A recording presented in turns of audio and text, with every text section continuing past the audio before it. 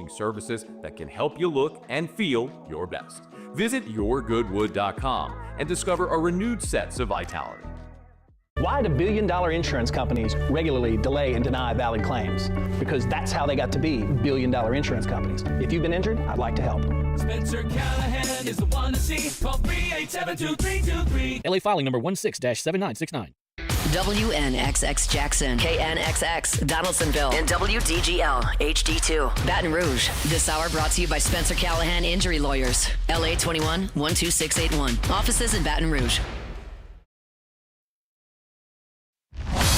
Now, The Hunt Palmer Show. Waiting to rise again.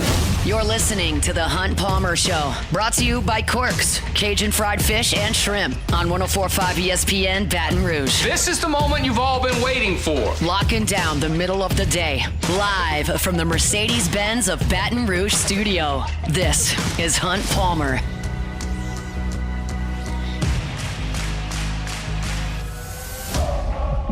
Welcome in. Hunt Palmer coming to you from the Mercedes-Benz at Baton Rouge studio downtown in the capital city on this Friday. It means we're brought to you by Corks, Cajun fried fish and shrimp. Jacob Beck, Taylor Sharp back there on the ones and twos.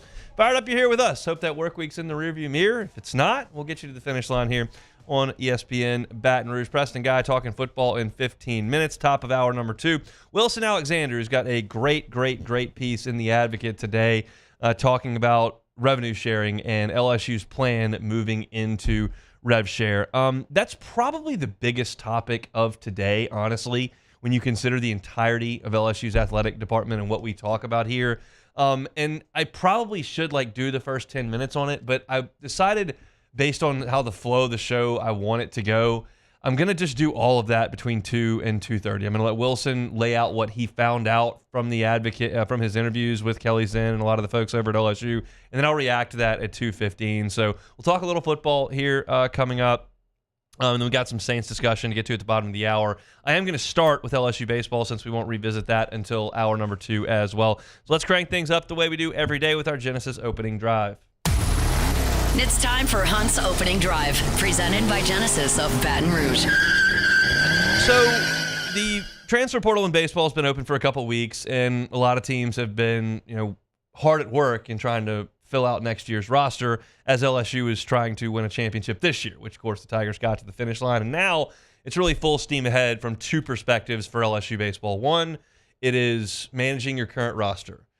Guys that you want to keep around for next year, guys that have draft decisions to make, development for the following team, summer league stuff, exit interviews, all that is being taken care of right now over at Alec Buck Stadium. Jay Johnson is very, very much hard at work doing all of that. And baked into all that is, hey, you got to go get some transfers too. And LSU very much made their first order of business clear over the last 24 and 48 hours by adding left-handed pitching. Yesterday when we were on the air, LSU added Danny Lockenmeyer from North Dakota State. And I told you, I found out about it while I was on the air. So I could give you the numbers, and I read off the numbers for Danny Lockenmeyer, left-handed, 6'3", 200 pounds, North Dakota State, and I gave you statistics. And then I wanted to go take a look at Danny Lockenmeyer and then really dive a little bit more deeply into what LSU's getting in this left-handed pitcher. And I got to be honest, I understood the pickup when I was on the air and diving through it real time.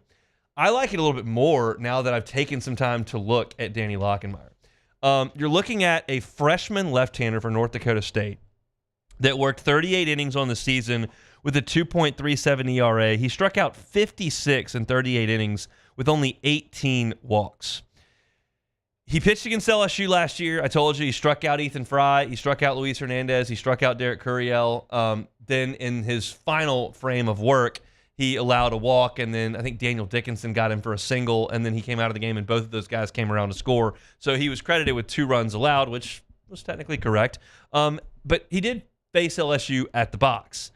And then I looked more deeply into these statistics. Check this out. As of April 1st, so April and May and into the regional, because North Dakota State made a regional this year, Danny Lockenmeyer, after April 1st, worked 22 innings and allowed only 2 earned runs over that time, both in 1 outing. He had, in those 22 innings, 31 strikeouts and 8 walks, and check this out, 0 extra base hits allowed in 22 innings. That's some serious stuff. Now, there's limited video. I saw the video of his outing at Alec Box, and so that's about all you can get on Lockenmeyer. I went and checked the regional as well. You're looking at a pretty traditional three-quarter left-handed delivery with a fastball that's 91, 92, up to 93. But that's a freshman we're talking about here. So I'm not here telling you that I think Danny Lockenmeyer's coming here and he's going to be your Friday night starter. But I am telling you that as a freshman to come into college, to come into the box and get 3 strikeouts like he did, and then to absolutely dominate your level of competition from April 1st all the way through the end of the season, there's some real potential here for Lockenmeyer. He's a guy from the state of Minnesota, likely overlooked as a prospect. North Dakota State is a very, very well-respected athletic program up there in that part of the world. So it's not stunning that he would choose to go there. It's not like he was completely whiffed on and he's in the JUCO ranks and no one's ever heard of him. Like, he went to a school that was in a regional this year, and I thought pitched really well. So I'm intrigued by Lockenmeyer for sure. Can't wait to watch him throw the baseball in the fall. Jay Johnson, as I mentioned yesterday on the show, said he learned from Augie Garrido. You build your pitching and your hitting from left-handed players. Left-handed pitchers, left-handed hitters, because there just aren't as many of those. And Lockenmeyer certainly qualifies. And then after we got off the air and I got back home, LSU got another commitment from a left-handed pitcher in Ryler Smart. Ryler Smart is from Tennessee. And I'm intrigued by this one as well. 6'4", 240 as a freshman. That's a big boy. And he did not pitch at all for Tennessee this year. He had an arm injury. So who's to really know what the extent of that injury is and what his recovery level will be in the fall and in the spring? I don't know. I have no idea. That'll be something we learn when he gets to campus, and probably in the fall we'll do a little digging on that and figure out what the issue is and what his prognosis is. But he's still 6'4", 240, was a top 200 player in the country coming out of high school, and he signed with Tennessee. And last I checked, over the last 5 years, Tennessee's had some dudes that could pitch it. And so I don't know why he's leaving. I don't know. Maybe he wants to come back home. He's from Pearland, Texas, which is in driving distance here in pretty quick afternoon. But he's a talented dude. Fastball in high school was up to 93, 94 from the left side. You consider a kid that's that big and strong, like that's a real talent there. And that's what LSU is trying to cultivate here in the transfer portal. You're bringing in really talented dudes. And I'll tell you what's a big deal with Lockenmeyer, and I have to check this on Smart. I don't see his birthday listed. But Lockenmeyer has 2 years left before he can go into the draft. And the odds are Smart has 2 years left. Now, there are clearly a lot of draft-eligible sophomores, but there are more that are not draft-eligible as sophomores. So, statistically speaking, Smart's got a pretty good chance to have 2 years left. Whether or not he does, we'll have to learn once we get his birthday input into the system. But this is these are two very talented, projectable, left-handed pitchers that are young in their careers.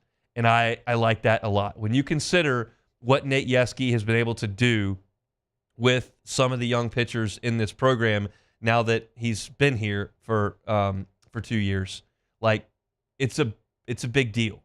And I think that a lot of folks who are LSU fans look at some of the issues that some of the pitching had, whether it was, the bullpen last year at times, whether it was this year trying to develop after Ianson and Anderson, and what happened to Shores, and is anybody going to be able to pick up the slack besides Cowan and Evans? And there were folks who were like, this pitching coach, and that's natural. It's just the way that things go around here. People don't like when things don't go well, and they've got to blame somebody for being incompetent.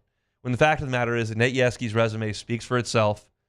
He's been to the College World Series, 4 different programs. He's been a pitching coach for 2 national champions, and you saw great strides from a lot of people on LSU staff. And you look at Cooper Williams on this staff, and you look at DJ Primo, who did a pretty good job in what he's been asked to do, which is really be a matchup lefty.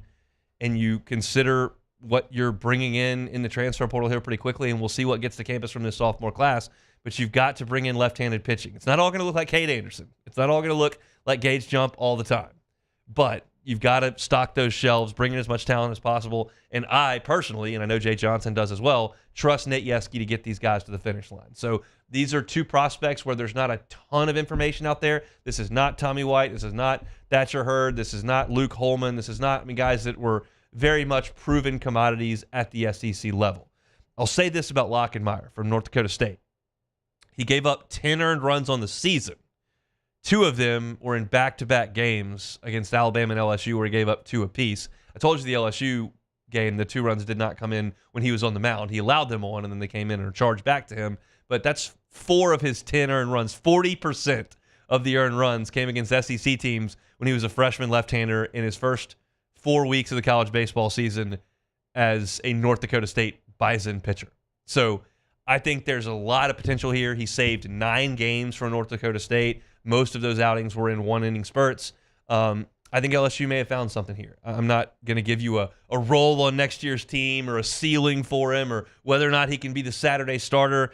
I just like what he did as a freshman. And we know, based on some of the guys around here that have made huge leaps over their time at LSU, Cade Anderson's came year 1 to year 2. Boom. Ty Floyd's came a little bit later into his third year. But you bring in talent, and sometimes, somehow, some way, that light bulb clicks, and they become really, really good players. And LSU's got the resources to take in transfers and freshmen who have not had the resources at their disposal, like the pitching lab, like first-class facilities and training staff and, of course, a pitching coach and the adrenaline that comes with playing in front of 10,000 else as well. And guys become the best version of themselves at LSU more often than they don't. And so hopefully these 2 guys are part of that number.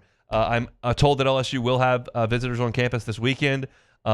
As you might imagine, that's fairly tight-lipped.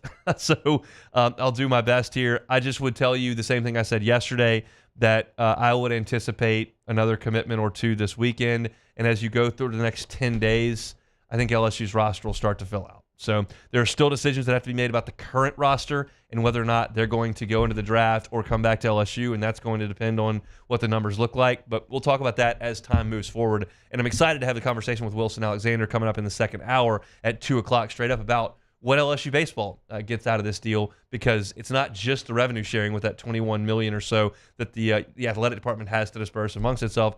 Baseball is also working now with full scholarships, which gives it its piece of the pie in an extent that it didn't have previously when you were just working off 11.7. So there are a lot of layers to this, but it's about roster management, and I'll be very candid with you. There's nobody else in the country I would rather handling LSU's roster building than Jay Johnson.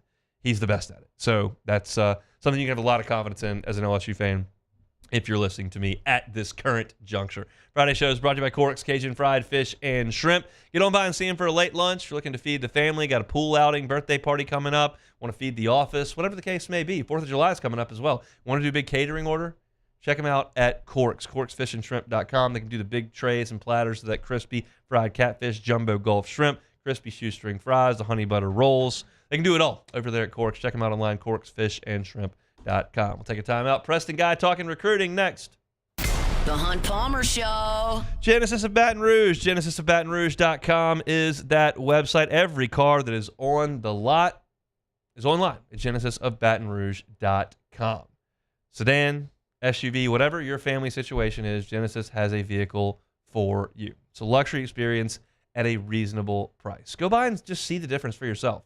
Chat with their brand ambassadors, visit their first-class facility, check out the service aisle, cleanest service aisle I've ever seen. Plus, they got an incredible coffee machine, snacks out for you. Feel like you're visiting a hotel, and that's the point. You feel like a guest and not a customer when you walk into Genesis of Baton Rouge. If you're in Baton Rouge and you're in the market for a vehicle, the odds are you're going to be on Airline Highway.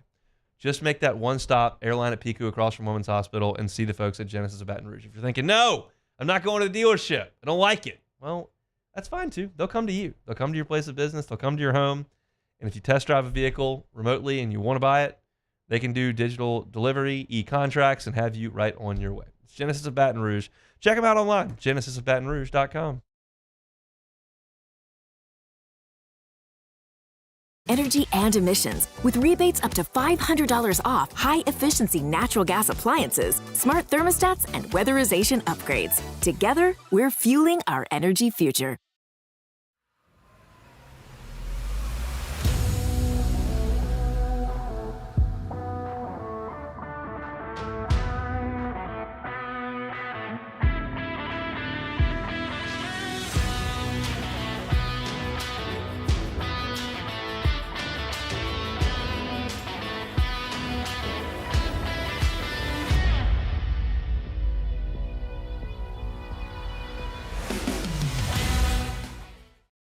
At Bayou Automotive, we believe in a sales process that puts you first. We want you to experience an easy purchase with clear pricing and great service. Let Bayou Ford and Bayou Chrysler Dodge Jeep Ram be your trusted partners in finding your perfect vehicle. The crew at Bayou Automotive is going to do right by you.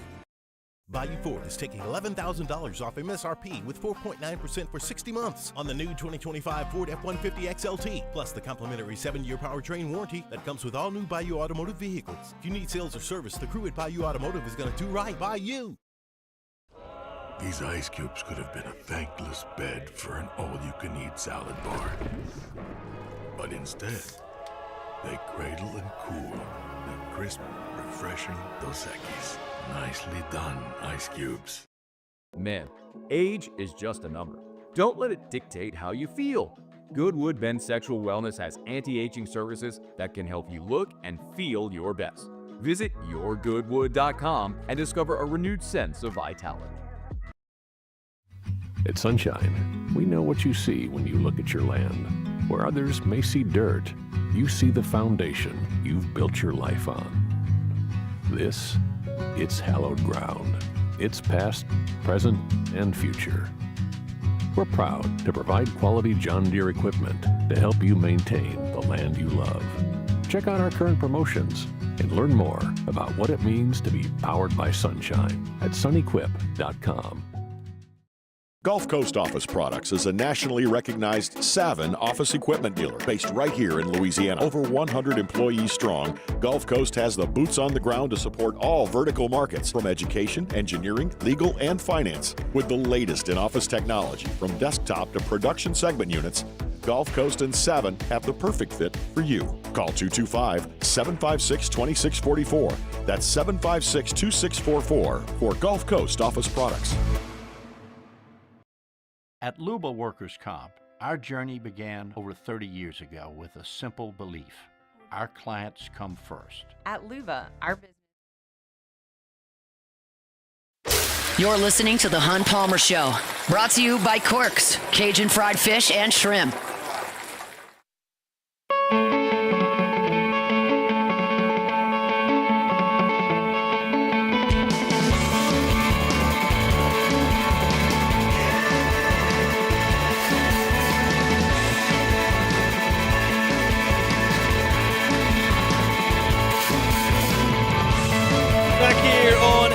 Friday edition of the Hunt Palmer Show. Appreciate you hanging out with us. It's just the summer vibes have set in. I talked about this when I got into town on Tuesday, but it's like you can sense the summer around here. Like Musa's not here, Moscona's not here. Who else is not here? There's got to be somebody else that's not. Cassie's not here. Jesse's not Cassie here. and Jesse aren't here. Jordan's not here. Cade's not here. I'm trying to figure out if I've missed it. Me and Beck went through this yesterday on AFR. I don't think anybody's here. I think you, Beck, and Paul are pretty much it in the building right now. I did my vacation in April. Like, I feel like I was kind of on vacation in Omaha, even though there was a lot of work that had to be done. I just was so enjoying what I was doing. I didn't think of it as that, and I don't have really anything else on the books moving forward. So I'll be around. Sure, you two will be around. Yeah. I will be here. Preston Guy will be around. TigerBait.com joins us on Fridays, does so now to talk a little bit of recruiting. Preston, how are we doing? Are you the only one in the building today because you took every other Friday off? Or are you out? Do you only have 20 Fridays a year they give you? No, I just try. I mean, we're not supposed to take any time off during football. It's not like a mandate, but it's just a strong recommendation. Right. So when you've got some chances to take some long weekends, you take one here or there, and you just happen to bear the brunt of that at times. But I appreciate you showing up every Friday. Is anybody – well, they can't the dead period is being enforced now. LSU's gone through its – huge month of visiting and official visit weekends. Are you a little surprised the lack of commitments that have come from these weekend visits? Yeah, I am. I'm a little surprised. I guess I'm also a little surprised that they have swung and missed on every quarterback that they've gone for, including Bryson Beaver, who they offered at the last minute and committed to Oregon, which you have to question the thought process of a kid named Beaver committing to Oregon. That just seems like a sin. So I'm not sure I want that guy on my program anyways.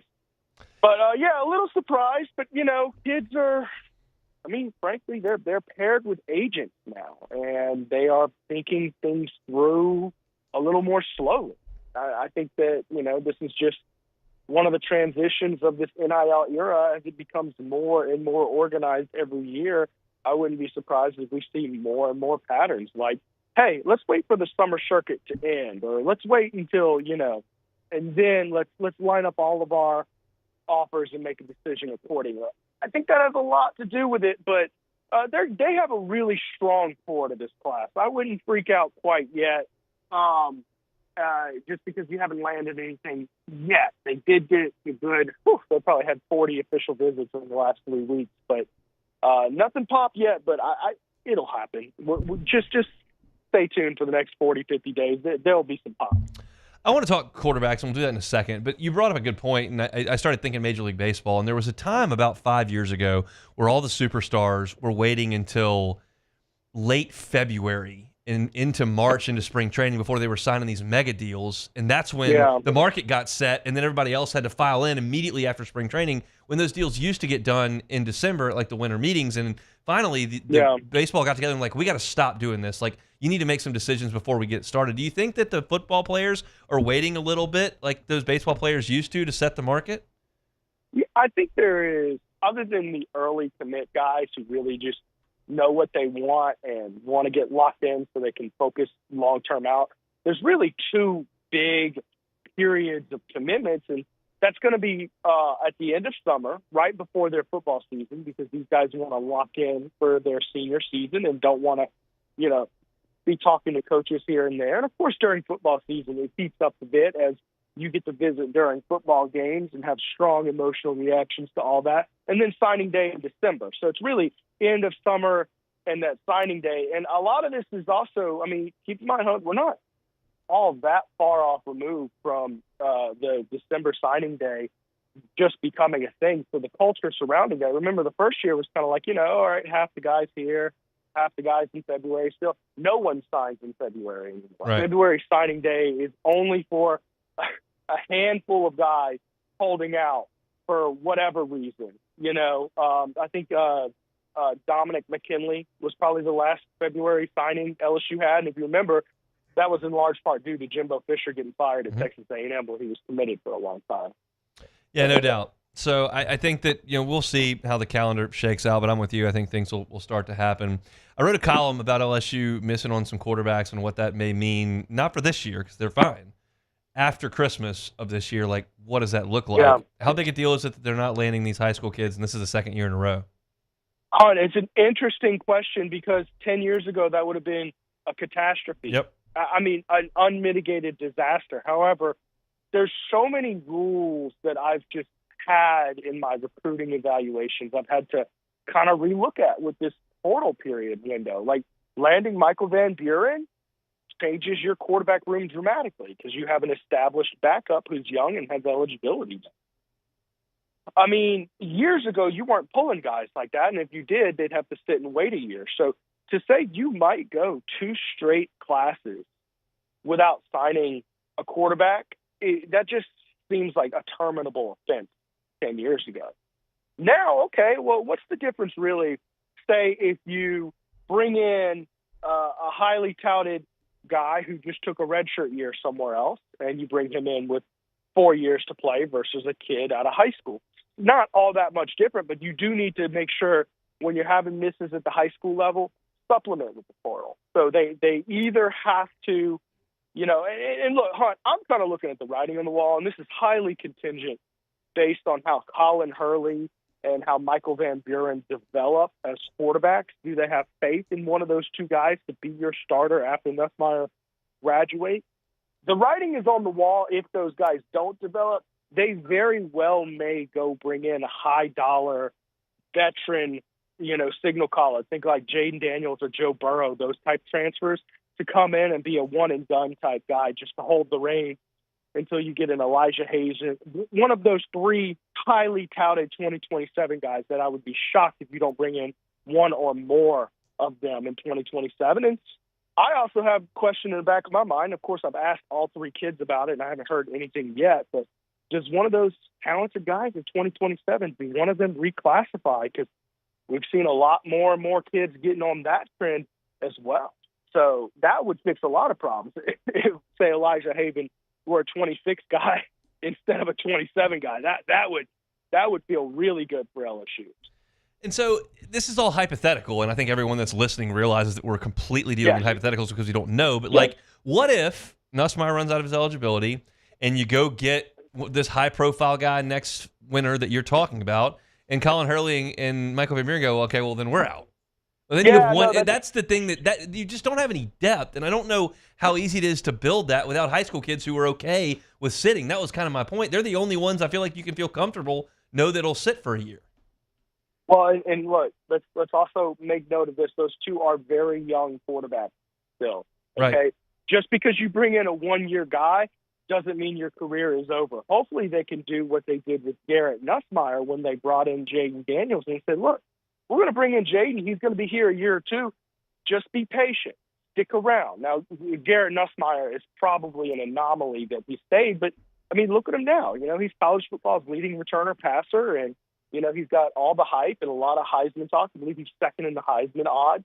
So they can use these things to their benefit to help persuade players. And that's what you have to do. And trust me, I've talked a little bit with coaches privately behind the scenes. Retention is a massive part of their agenda. They're doing and operating their ways differently than they've ever operated simply because they got to do what they do to keep these players on roster, because these kids are on Twitter just like me and you.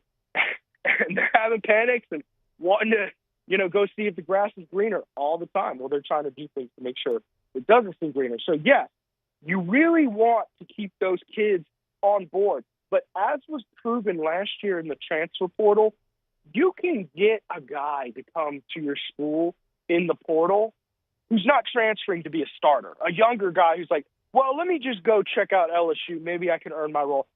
So let's say they both do transfer out, which I don't think they should both transfer out if you bring in a freshman guy, because you still have an opportunity for a year after that. But if you do, just go back to the portal. Bring in 3 quarterbacks in 1 year, I guess, is the doomsday scenario. Yeah, and I mean, I kind of felt like Van Buren was a little bit of a unicorn in that way, that he was okay to transfer to sit. But I realize that there are probably more of those than I imagine, just because I'm only paying to one school, hyper-focused in terms of this time of year. All right, let's talk kind of the next couple of weeks, because we'll be out for the holiday next week. Like, do you expect during a dead period of no in-person contact that LSU could get a couple commitments, or do we have to probably wait until camp? I think we're probably going to have to wait. I mean, there was Emmanuel Ruffin who was set to announce on the 4th, had a good feeling about him. He has announced that he's going to delay his decision. So I would just buckle in tight. There might be a surprise or two, but buckle in tight. I think we're going to be a couple weeks away. He's Preston Guy, TigerBait.com. Good enough to give us a little football every single Friday. Does so on the Jim's Firearms Hotline. Preston, appreciate it. Have a good 4th, and we'll talk in a couple of weeks. All right, see you next week. Preston Guy, TigerBait.com. Every Friday show brought to you by Corks, Cajun Fried Fish and Shrimp. We got plenty to do over the next 90 minutes. Wilson Alexander at 2 o'clock. You're not going to want to miss that. Wilson's got a great piece up on theadvocate.com right now, or in hard copy if you've got that, to check out on LSU's plan for revenue sharing. And he dives into the exact numbers that every sport is going to be allocated. We're going to talk about that with Wilson at 2 o'clock. I'm going to address my feelings on it at 2:15. I had a phone call today, and I feel like, and I'll readdress this at 2:15. I don't often say, if you listen to me every day, you listen to me reasonably frequently, you rarely hear me say, according to my sources, such and such. Sources tell me that. Like, I rarely use that, and I do that intentionally because, one, I don't have a lot of those conversations, and two, when I do, I want to communicate that to you so that you feel like you can trust that I'm telling you the truth and not just being, because plus me, the internet is full of folks that go, I had some conversations with my sources.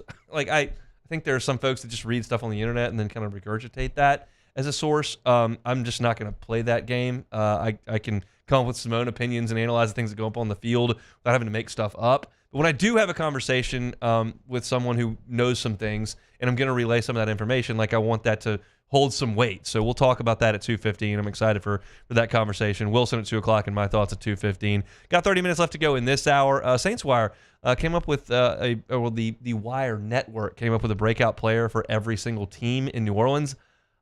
I disagree about the one in New Orleans, so we'll talk about that when we come back. The Hunt Palmer Show.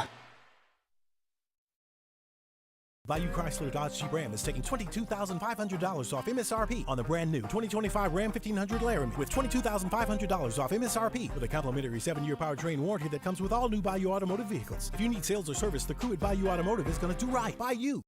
Gulf Coast Office Products is a nationally recognized Savin office equipment dealer based right here in Louisiana. Over 100 employees strong, Gulf Coast has the boots on the ground to support all vertical markets, from education, engineering, legal, and finance. With the latest in office technology, from desktop to production segment units, Gulf Coast and Savin have the perfect fit for you. Call 225-756-2644. That's 756-2644 for Gulf Coast Office Products.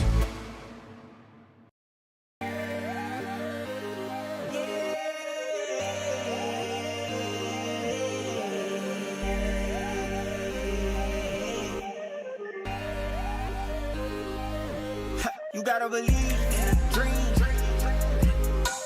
Believe. You gotta believe in a dream.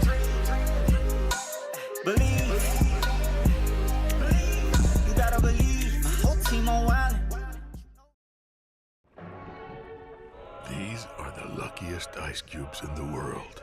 They could have been a thankless bed for an all-you-can-eat salad bar, but instead, they've been called upon to cradle and cool a crisp, refreshing Dos Equis.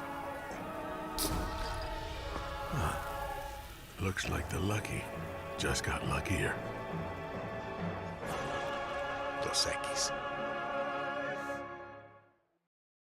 ED, low T, or simply seeking to optimize your health and performance? Goodwood Men's Sexual Wellness offers a range of discreet services to address your specific needs. We empower men to reclaim their health and confidence. Visit yourgoodwood.com.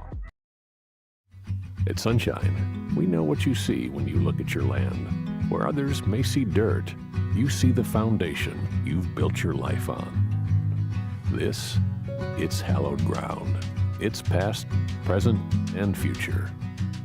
We're proud to provide quality John Deere equipment to help you maintain the land you love. Check out our current promotions and learn more about what it means to be powered by sunshine at sunequip.com. Bayou Ford is taking $11,000 off MSRP with 4.9% for 60 months on the new 2025 Ford F-150 XLT, plus the complimentary 7-year powertrain warranty that comes with all new Bayou Automotive vehicles. If you need sales or service, the crew at Bayou Automotive is going to do right by you.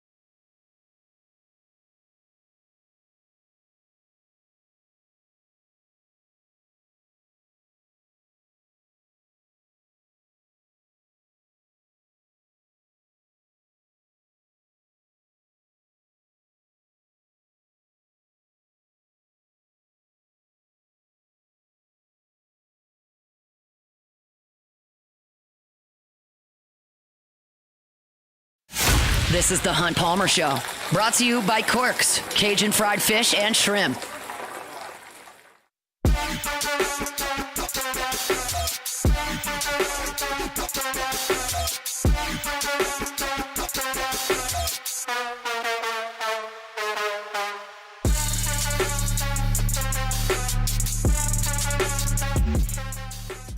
Hope that work week's in the rearview mirror. If it's not, we'll get you to the finish line here on 104.5 ESPN Baton Rouge.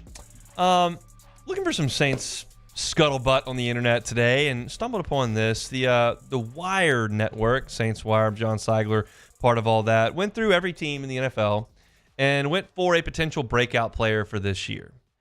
And I always, before I click these links, I always go, okay, who do I think the answer is?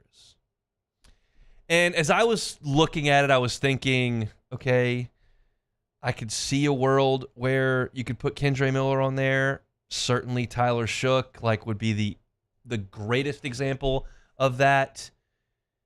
I'm not ready to sit here and tell you that I think Isaiah Foskey is going to do it. That's a little bit presumptuous, but maybe you could put Kelvin Banks if you want to talk about a left tackle.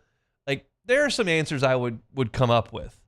And then if you did a different exercise and you said, Hunt, here's a blank sheet of paper with every member of the Saints roster. Just put number 1 through 53 on who you think is the most likely breakout and who's the least likely breakout. And I got to tell you, the answer that John Seigler put for his on this poll, for me, is far closer to 53 than 1. It's Juwan Johnson. Now, I'm not telling you that John Seigler's wrong on this. He gives great rationale as to why it could be. I just, before this exercise, would not have pointed to the middle-aged, undersized tight end as the breakout guy on the Saints team.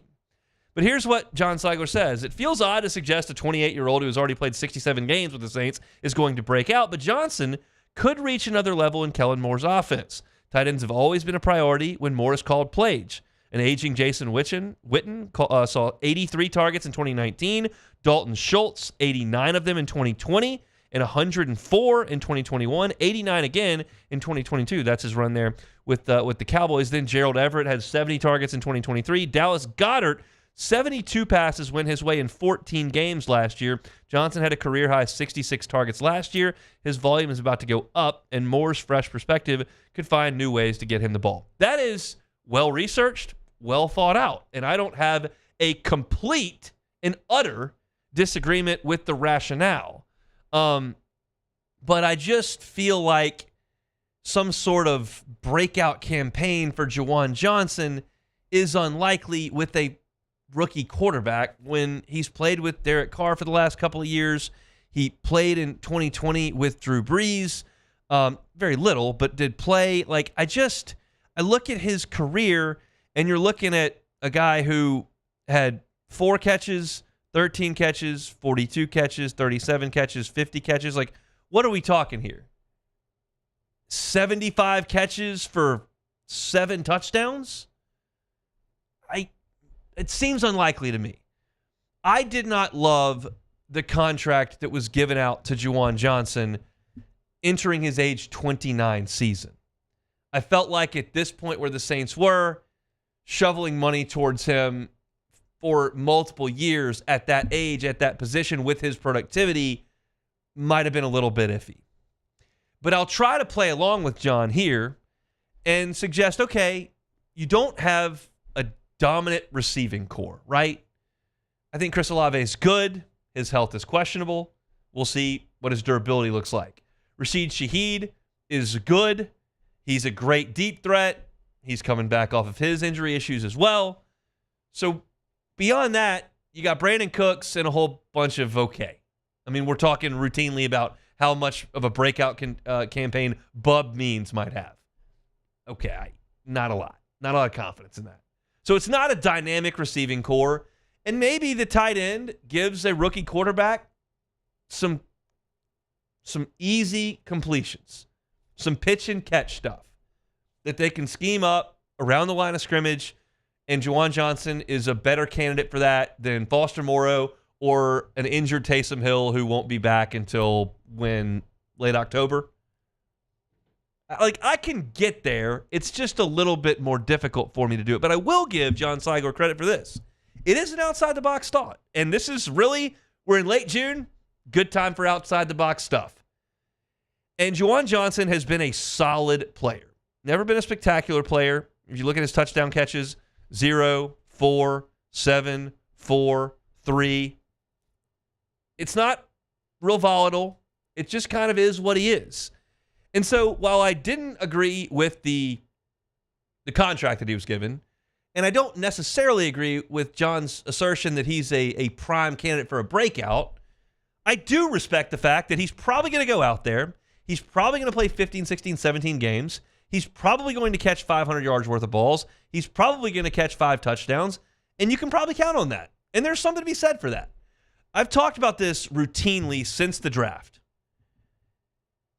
everything the Saints do should have an eye on, not just 100% dedicated to, but should have an eye on developing a rookie quarterback. Everything you do, from hiring coaches to signing players to contract lengths to how you draft to everything you do should have an eye on that. Now, there's a reasonable case to be made that Tyler Shough won't pan out. At that point, you can't have tailored your entire organization to him without knowing if he's going to pan out. But I can make the case that in his first year as a starter, as a rookie, that having Juwan Johnson, who's a steady, dependable hand, is a benefit to him as the quarterback. And so he'll probably have a nice season. But to think that he will take his average year and do 160% of that, which is what I would probably call a breakout, 140% of that, which I would call a breakout, it just doesn't feel likely, because what's the upside on Juwan Johnson? He's still going to be 28, 29 years old.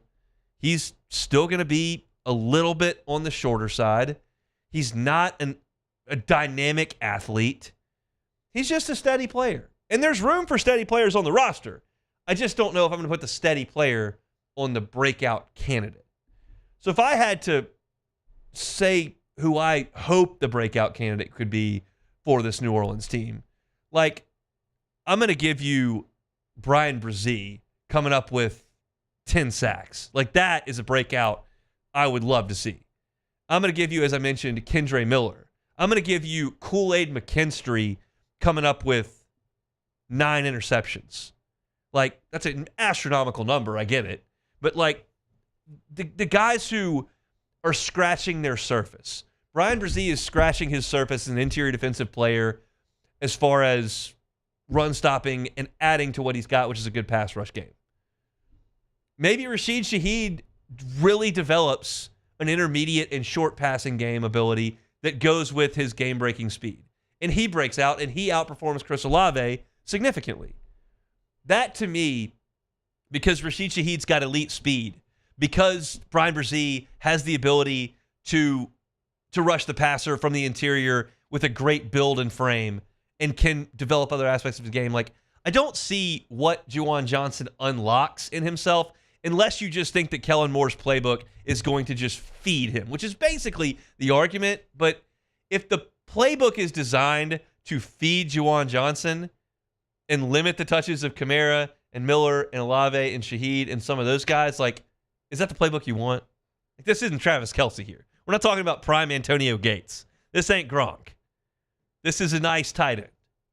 So I disagree with the fit of Juwan Johnson as far as breakout. I agree with the fact that there's value in Juwan Johnson on the team with a young quarterback. I would take someone else as a breakout candidate.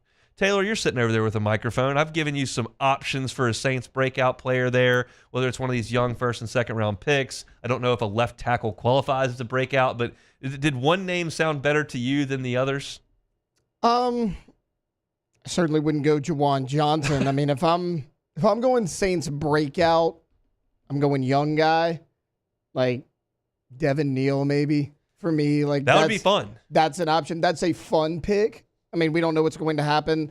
A Kendre Miller. I mean, somebody behind Kamara to take the pressure off of him. Like, somebody other than a 28-year-old tight end who hasn't done anything. Beck, you got a pick for me for a breakout player at tight end? I mean, not a breakout player, period. Not tight end. How about how about Juwan Johnson? Yeah, he can how break about out. Juwan Johnson? Yeah. No, I think this is the year where we could really see Brian Brzee taking the next step. I mean, he had a really solid rookie season. He was pretty good last year, and the stage is set for him. Like, he's going to be playing as many snaps as he has, in his career. So I really think that if he can. Because we know he can rush the passer, it's going to be whether or not he can really improve on stopping the run, and if he can have 5 or 6 sacks a year and is really good at stopping the run, he's going to be on the outside looking in for maybe being a Pro Bowl type player. What if I told you Brian Brzee had 7.5 sacks last year? He's great at rushing. You don't remember that. Like, yeah. He just doesn't stop the run as well. Many people are saying, I mean, this has been kind of rampant on the NFL wire, that since Brzee's appearance on the Hunt Palmer Show Super Bowl week, he's really unlocked something new. And Maybe so. We'll see come training camp, but that's the buzz. I heard Schefter reporting it the other day, so we'll see. We'll stay tuned on Friday shows brought to you by Corks, Cajun Fried Fish, and Shrimp. We'll come back, close out hour number 1, coming up next. The Hunt Palmer Show. The Windsor Senior Living Community in Mandeville, Louisiana is a beautiful, vibrant apartment community geared toward seniors. They are nestled right in the heart of Mandeville, where seniors live a more carefree lifestyle in spacious apartments with the peace of mind that comes from having a little extra help. Call the Windsor at 985-624-8040 to schedule a lunch and tour. Come see how the Windsor can be your passport to peace of mind. Men, age is just a number. Don't let it dictate how you feel. Goodwood Men's Sexual Wellness has anti-aging services that can help you look and feel your best. Visit yourgoodwood.com and discover a renewed sense of vitality. There it is, the extra mile, on the border of expected and extraordinary for those willing to go further, like vans customized for work or play, with safety and tech to keep you connected. Supported by a 5-star sales, service, and finance team. And backed by the 1-star you know. So go the extra mile. It's never crowded because so few have what it takes to go there. Mercedes-Benz Vans. Flight by Yingling is raising the bar by crafting the next generation of light beer. With only 2.6 carbs and 95 calories, this is premium refreshment 6 generations in the making. Flight by Yingling. Raise the bar.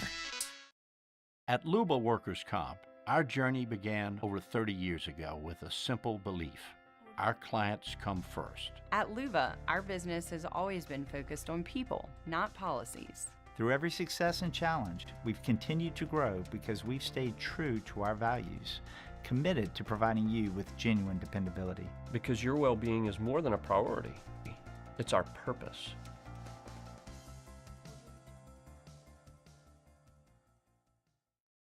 At Ochsner, we know healing is a team sport. That's why we've partnered with world-renowned orthopedic surgeon Dr. James Andrews to create the Ochsner Andrews Orthopedics and Sports Medicine Institute. Whether you're a professional athlete or a weekend warrior, our team of specialists are dedicated to getting you back in the game. So whatever your reasons are for reaching your personal best, we've only got one: you. Ochsner Andrews Institute. Long live you.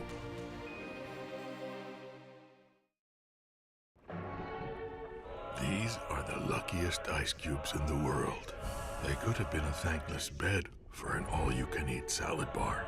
But instead, they've been called upon to cradle and cool a crisp, refreshing Dos Equis. Looks like the lucky just got luckier. Dos Equis. At Sunshine, we know what you see when you look at your land. Where others may see dirt, you see the foundation you've built your life on. This, it's hallowed ground. It's past, present, and future. We're proud to provide quality John Deere equipment to help you maintain the land you love. Check out our current promotions and learn more about what it means to be powered by sunshine at sunequip.com. Bayou Chrysler Dodge Jeep Ram is taking $22,500 off MSRP on the brand new 2025 Ram 1500 Laramie with $22,500 off MSRP with a complimentary 7-year powertrain warranty that comes with all new Bayou Automotive vehicles. If you need sales or service, the crew at Bayou Automotive is going to do right by you.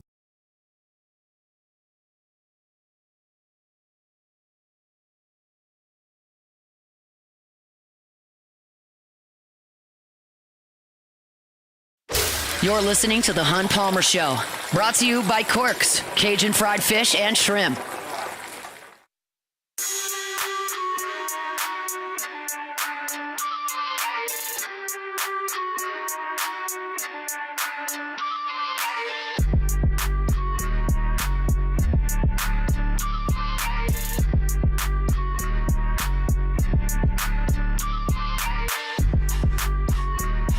All right, wrapping up hour number 1 here, and we have to put a disclaimer on this segment right out front.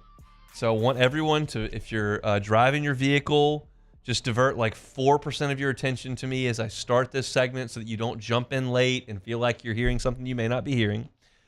We are, in this segment, reacting to internet rumors. We are not reporting news. We are not citing sources. We are not doing anything of that. This conversation may be completely void of substance. It might be completely made up. I want that on the record, like on a big neon billboard. This is conjecture based on people on the internet. Beck, do we have that? Have we made ourselves clear here that Yes. we're not reporting news? We have. We're just reacting to message boards. Yeah. It might be a 13-year-old who's in his mom's basement and has no idea what he's talking about. It might be the gospel. I have no idea. But we're going to react to the little rumor for 4 minutes here. Does that sound good to you? Sure. Okay. Internet rumors. And I'm only doing this. I wouldn't do it if it was from the LSU side. But because the internet rumors are coming from a different side, I want to address internet rumors. I think I've said internet rumors enough. The rumors from the Mississippi State side of things are that their prized baseball player, the best player on their team, Ace Reese, is snooping around, potentially looking to hop in the old transfer portal. And if you're not familiar with Ace Reese and you're just knee-deep in LSU baseball, that's understandable. Ace Reese started his career at Houston, had a great year as a freshman as a Houston, jumped in the transfer portal, and went to play for Chris Lemonis at Mississippi State. This year, as a member of the Mississippi State Bulldogs, he played in and started 56 games.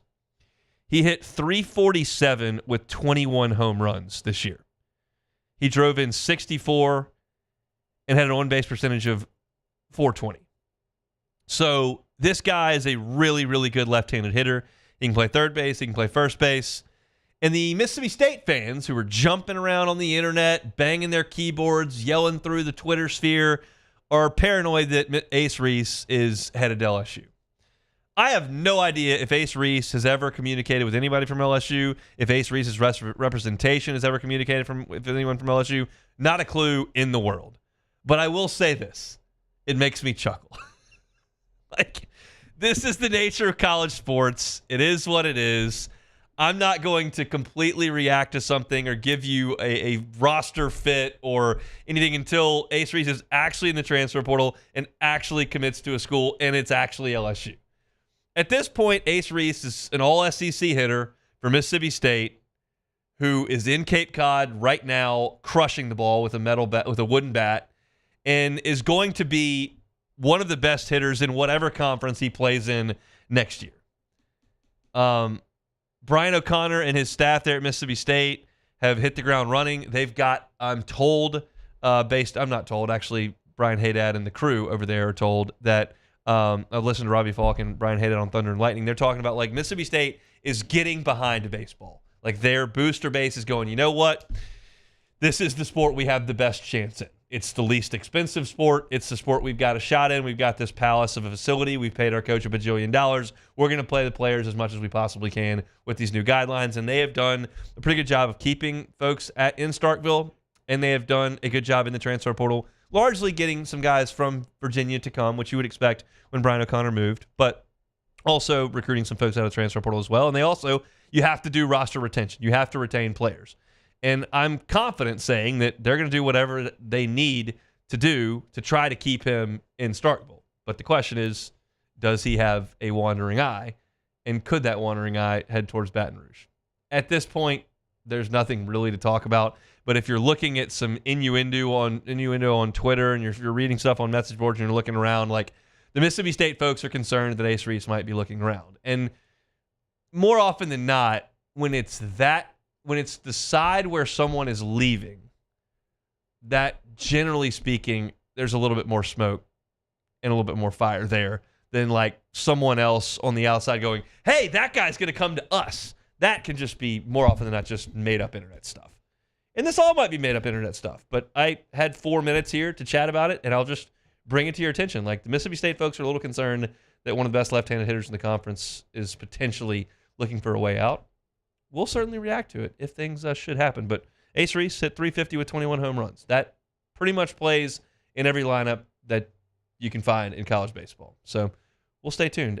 As I said, expect LSU to land a transfer portal commitment or two in the next 72 hours as they host visitors this weekend, and you've still got a little bit of a runway here of probably 2 weeks where things really are moving as guys are in summer ball and nobody's playing so they can visit, and now LSU and Coastal and some of those other teams are back home so they can host guys on visits. Arkansas certainly fits into that boat. So a lot of activity will go on, but as I mentioned at the top of the show, LSU to this point has 4 commitments, 2 of them left-handed pitchers yesterday. Danny Lockenmeyer from North Dakota State and Ryler Smart from Tennessee, both big, tall, left-handed arms that LSU is getting into the boat. What's the deal with that little tiny legal pad you have there? That's not what you. No, it's not. You got mad at me because I didn't have a legal pad, and my wife got mad because I was stealing her sticky notes to write stuff on. Yeah, well, why are you doing that? So she went, well, I didn't have anything to write on. Why didn't you just go buy a legal pad? Why didn't you just go buy 20 legal pads? I didn't feel like it. And then my wife got some ordered, and they were these tiny ones, and they were a poor order. But I have them, so I use them. Okay. This is not a legal pad. This is what I ripped off of a legal pad. This is just something I bring up here every day. Great work, Hunt. The more you know. That's it for hour 1 if you missed any of it. Catch it on demand wherever you find your sound. Just search Hunt Palmer Show. Like, subscribe, rate, and review. Talked a lot of baseball in the first hour as well as some football with Preston Guy on the recruiting side. You can find that at Hunt on LSU on Twitter. When we come back, Wilson Alexander on this whole revenue sharing thing. Going to be a great conversation. We'll pause for national headlines and come back on the Hunt Palmer Show. The Hunt Palmer Show. Highland Insurance Group. HighlandIG.com is that website. As you are well aware, it is storm season. Saw the National Hurricane Center tweet out 2 possible disturbances, neither expected to impact Louisiana at all. One's on the Yucatan Peninsula out there in Mexico. But things are active in the tropics. And so you need to make sure your property policy is ready to roll. The time to check that out is not after the storm rolls through. It is not when the storm is in the Gulf, because there's going to be a moratorium on new coverage.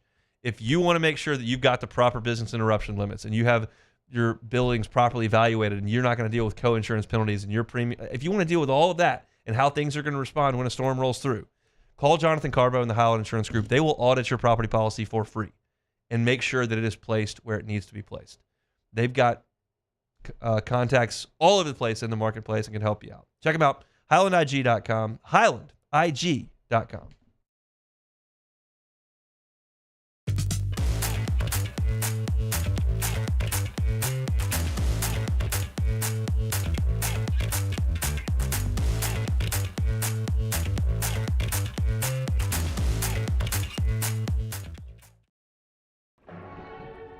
These are the luckiest ice cubes in the world.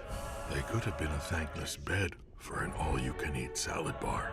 But instead, they've been called upon to cradle and cool a crisp, refreshing Dos Equis. Looks like the lucky just got luckier. Dos Equis. Baton Rouge's home for real rock. It's Eagle 98.1. Foo Fighters. Led Zeppelin, AC/DC, Pearl Jam, and the flagship home for LSU sports. Take us anywhere with the Eagle 98.1 app. Eagle 98.1 is the rock station. ED, low T, or simply seeking to optimize your health and performance?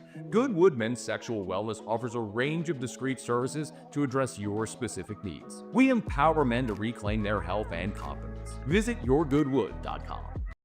Gulf Coast Office Products is a nationally recognized Savin office equipment dealer based right here in Louisiana. Over 100 employees strong, Gulf Coast has the boots on the ground to support all vertical markets, from education, engineering, legal, and finance. With the latest in office technology, from desktop to production segment units, Gulf Coast and Savin have the perfect fit for you. Call 225-756-2644. That's 756-2644 for Gulf Coast Office Products. At Luba Workers' Comp, our journey began over 30 years ago with a simple belief: our clients come first. At Luba, our business has always been focused on people, not policies. Through every success and challenge, we've continued to grow because we've stayed true to our values, committed to providing you with genuine dependability. Because your well-being is more than a priority. It's our purpose.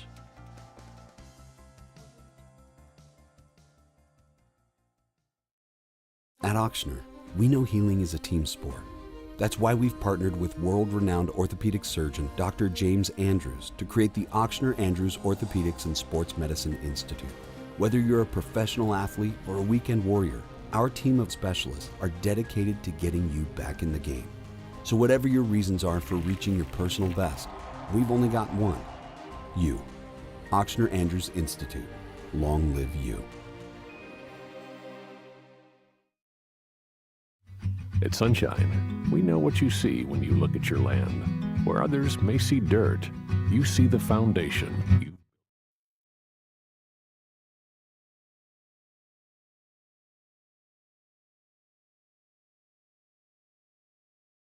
Out as vice chairman and president after 13 seasons with the Raptors.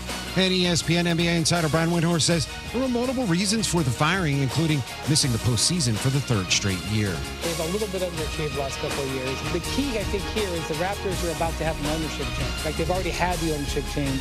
And Ed Rogers, the head of Rogers Communications, is going to be taking over the team within the next year. And he fired the head of the Toronto Argonauts. He fired Brendan Shanahan, who ran the Toronto Maple Leafs, and now there's a parting of ways with the president of the Toronto Raptors.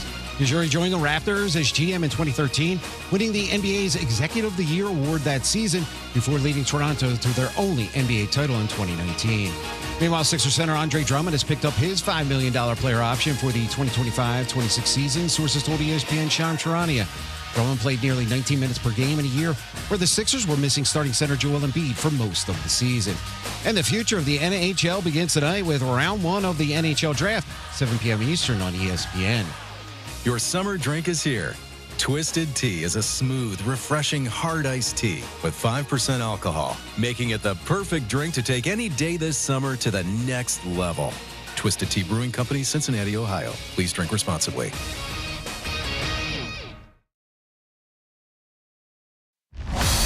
Now, The Hunt Palmer Show. Waiting to rise again.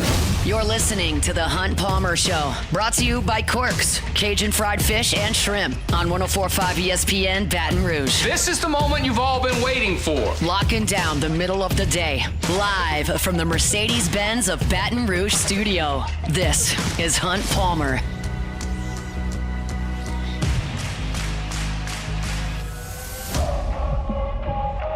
Hour 2, Friday edition of the Hunt Palmer Show, brought to you by Cork's Cajun Fried Fish and Shrimp. I'm checking out the radar right now. I'm supposed to go to the pool with the Myers man this afternoon. It's looking terrible out there. Yeah, it wasn't supposed to rain yesterday, but then last night it rained for like an hour and a half. This is one of those weird ones that comes up from the Gulf and it just kind of like builds. It's not one of those front that goes through. It's just sitting there. I mean, we're not going to the pool if it's raining and lightning out there. Oh, you're going to be taking BP then. Well, it's not if it's raining and lightning. I'm going to be trapped in that house with him going nuts and me not being able to watch what I want to watch. That's we've got to avoid that. We got to get him in the pool, tire him out, get him in the bed so I can watch TV that I want to watch and not blippy garbage trucks, which is what we're destined for if we can't go to the pool, all right? Let's start talking about some football, some actually college athletics. Wilson Alexander's got an awesome piece, great reporting in The Advocate today. I highly suggest y'all go check it out as we enter this revenue-sharing portion of the college sports world. And he joins us now to talk about it here on the Jim's Firearms Hotline. Wilson, we appreciate some time. How are you, sir? Doing well, Hunt. How are you? Doing quite well. I was fascinated by your story. It's a brave new world that we're all entering, and I don't think anybody on the outside, as far as the fans go, truly has everything figured out. I want to ask a big picture question first. You interviewed a couple of sources here, one being Kelly Zinn, who spoke with you on the record. And it sounds like, based on the conclusion of the article, that LSU feels very strongly about where they are entering this brave new world. Is that the sense you got?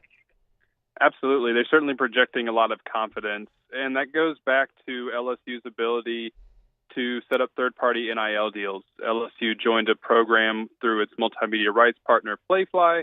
Now it's called LSU Max, and the whole thing is to get these deals for the athletes instead of using the collective so that they can then go over the cap. And LSU feels like they were really good at doing those kinds of things when NIL first started back in 2021, what the true NIL was supposed to be instead of the pay-for-play that it sort of became funded by the booster collectives. And so they think because of the LSU brand and what that can do for an athlete in terms of making other businesses interested in working with them, they think that they're going to be able to go well and above that $20.5 million and do it in a way that it'll actually get approved by the clearinghouse that all these NIL deals over $600 have to go through. So that's why they feel really confident. They think that their ability to find those deals and set things up for athletes is going to make LSU a place that athletes want to come to because they'll be able to make quite a bit of money. And so that's the interesting part. It is, you got the $20.5 million that you mentioned. It's a rev share that's going to be fixed and has a cap on it within the athletic department. And then there are third-party deals that you can add on top of that. LSU feels like they're positioned very well to do so. Let's talk about that $20.5 million. You reported figures that LSU has settled on and how they're going to allocate that money. Clearly, football is the chief. But my question to you is, were the coaches banging the gavel saying, I need more, I need more? Was this a unilateral decision made from the top? Like, how did they arrive on these numbers that they're going to disseminate among the athletic program? They arrived on those numbers by following the formula the NCAA used to pay out the back damages. There's $2.8 billion in back damages to former and some current athletes that the NCAA is having to pay out as part of the settlement. And 75% of that's going to football, 15% to men's basketball, 5% to women's basketball, and 5% to everybody else. And that's what LSU has followed as well because it wants to pay football as much as it can.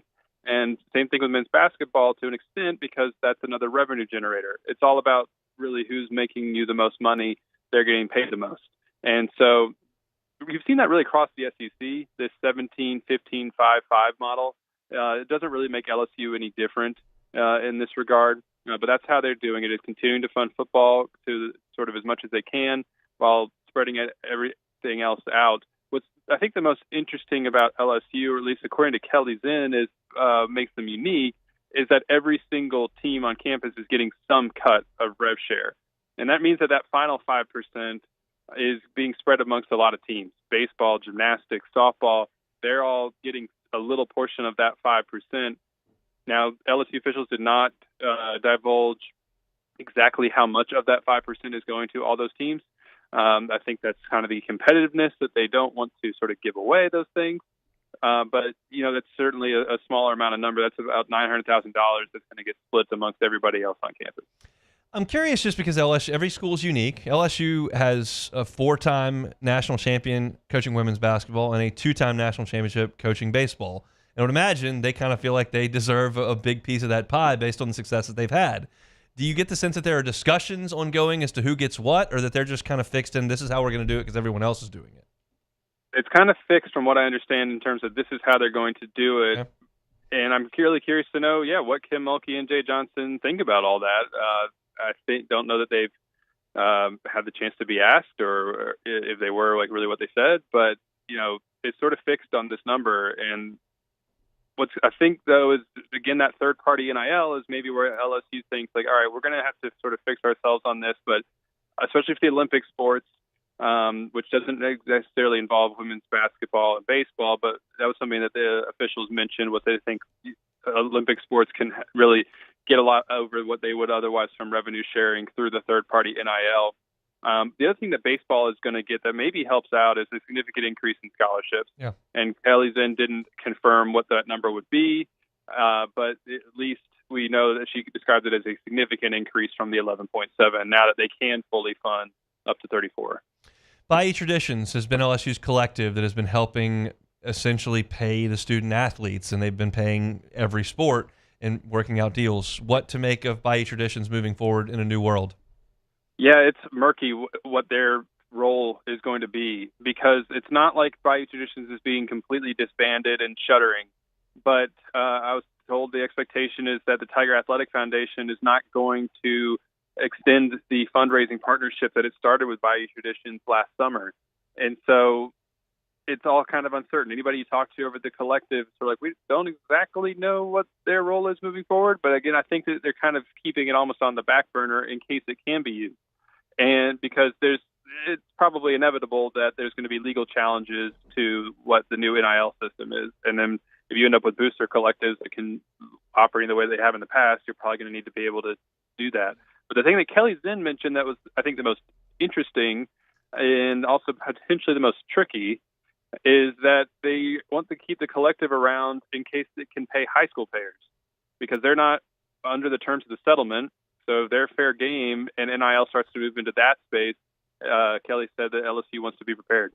That is a terrifying thought to me personally, just me thinking about having to work with 16 and 17-year-olds and their families based on how much money you're going to toss that way. But I'll let them handle that.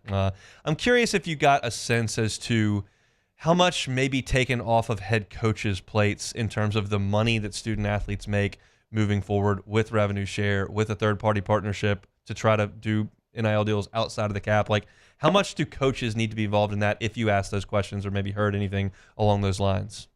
Yeah, from what I understand, the head coaches in like Brian Kelly and Matt McMahon, like that's not going to have to be something that they necessarily spend a ton of time focusing on because they have GMs. Yes. Like Austin Thomas in football, like that's like what they're there for. But the coaches in the smaller sports are still going to really have to pay attention to those things because they don't necessarily have that one person devoted on staff. However, LSU does have some people internally, like Taylor Jacobs in her department with NILSU, as they call it. Kiva, who's come back from Baylor to be a part of that sort of group as well. Like they're kind of a point person for that. They're going to be. There's also sports administrators like for every sport within the athletic department, and they kind of can help some of these things too. But that Taylor Jacobs team, from what I understand, and some of those other people in the athletic department are really going to help those sports where the head coaches do still need to be involved in terms of like, here's what your revenue share is. This is what kind of third-party NIL opportunities we might be able to set up for your athletes. And as Taylor said, like the head coach is going to know who really needs to get paid on those teams. And so that they're going to still have a role in that.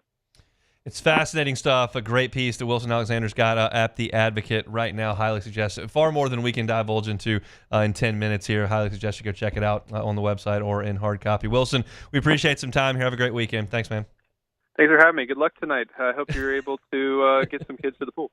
Appreciate that. He's Wilson Alexander with The Advocate. We'll see if we can make that happen. I was really impressed with Wilson's work and reporting there, and think there's a lot to chew on. So intentionally, I kind of set up these two segments back to back. I wanted to get Wilson's thoughts on it. He spoke to the folks firsthand. He wrote the story. He's got a deeper understanding of it than I do. I made a couple of phone calls this morning and kind of got my hands around some of the things that are moving forward with LSU, and it covers all of the sports. And I want to talk about what I learned today and kind of my thoughts on, as y'all know, whenever there's a rule change, what's number one objective for Hunt? How does that affect LSU's ability to win? I have some thoughts on that. We'll do it when we come back. The Hunt Palmer Show. At Sunshine, we know what you see when you look at your land. Where others may see dirt, you see the foundation you've built your life on. This, it's hallowed ground. It's past, present, and future. We're proud to provide quality John Deere equipment to help you maintain the land you love. Check out our current promotions and learn more about what it means to be powered by sunshine at sunequip.com.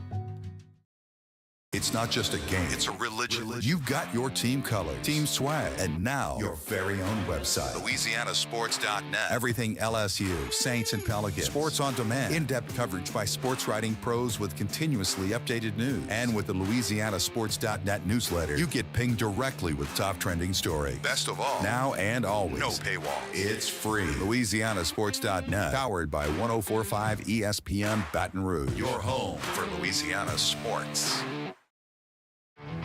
There it is, the extra mile, on the border of expected and extraordinary for those willing to go further, like vans customized for work or play, with safety and tech to keep you connected, supported by a 5-star sales, service, and finance team, and backed by the 1-star you know. So go the extra mile. It's never crowded, because so few have what it takes to go there. Mercedes-Benz Vans. ED, low T, or simply seeking to optimize your health and performance? Goodwood Men's Sexual Wellness offers a range of discreet services to address your specific needs. We empower men to reclaim their health and confidence. Visit yourgoodwood.com. These are the luckiest ice cubes in the world. They could have been a thankless bed for an all-you-can-eat salad bar. But instead, they've been called upon to cradle and cool a crisp, refreshing Dos Equis. Looks like the lucky just got luckier. Dos Equis. Gulf Coast Office Products is a nationally recognized Savin office equipment dealer based right here in Louisiana. Over 100 employees strong, Gulf Coast has the boots on the ground to support all vertical markets from education, engineering, legal, and finance. With the latest in office technology from desktop to production segment units, Gulf Coast and Savin have the perfect fit for you. Call 225-756-2644. That's 756-2644 for Gulf Coast Office Products. At Luba Workers' Comp, our journey began over 30 years ago with a simple belief. Our clients come first. At Luba, our business has always been focused on people, not policies. Through every success and challenge, we've continued to grow because we've stayed true to our values, committed to providing you with genuine dependability. Because your well-being is more than a priority. It's our purpose.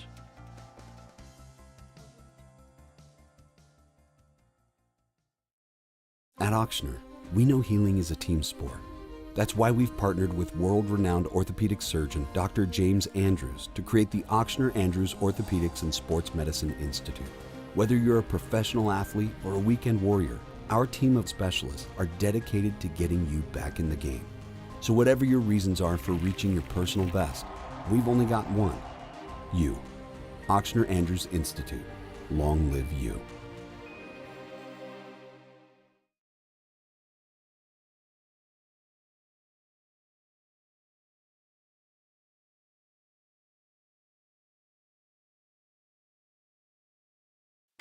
You're listening to The Hun Palmer Show, brought to you by Quirks, Cajun fried fish and shrimp.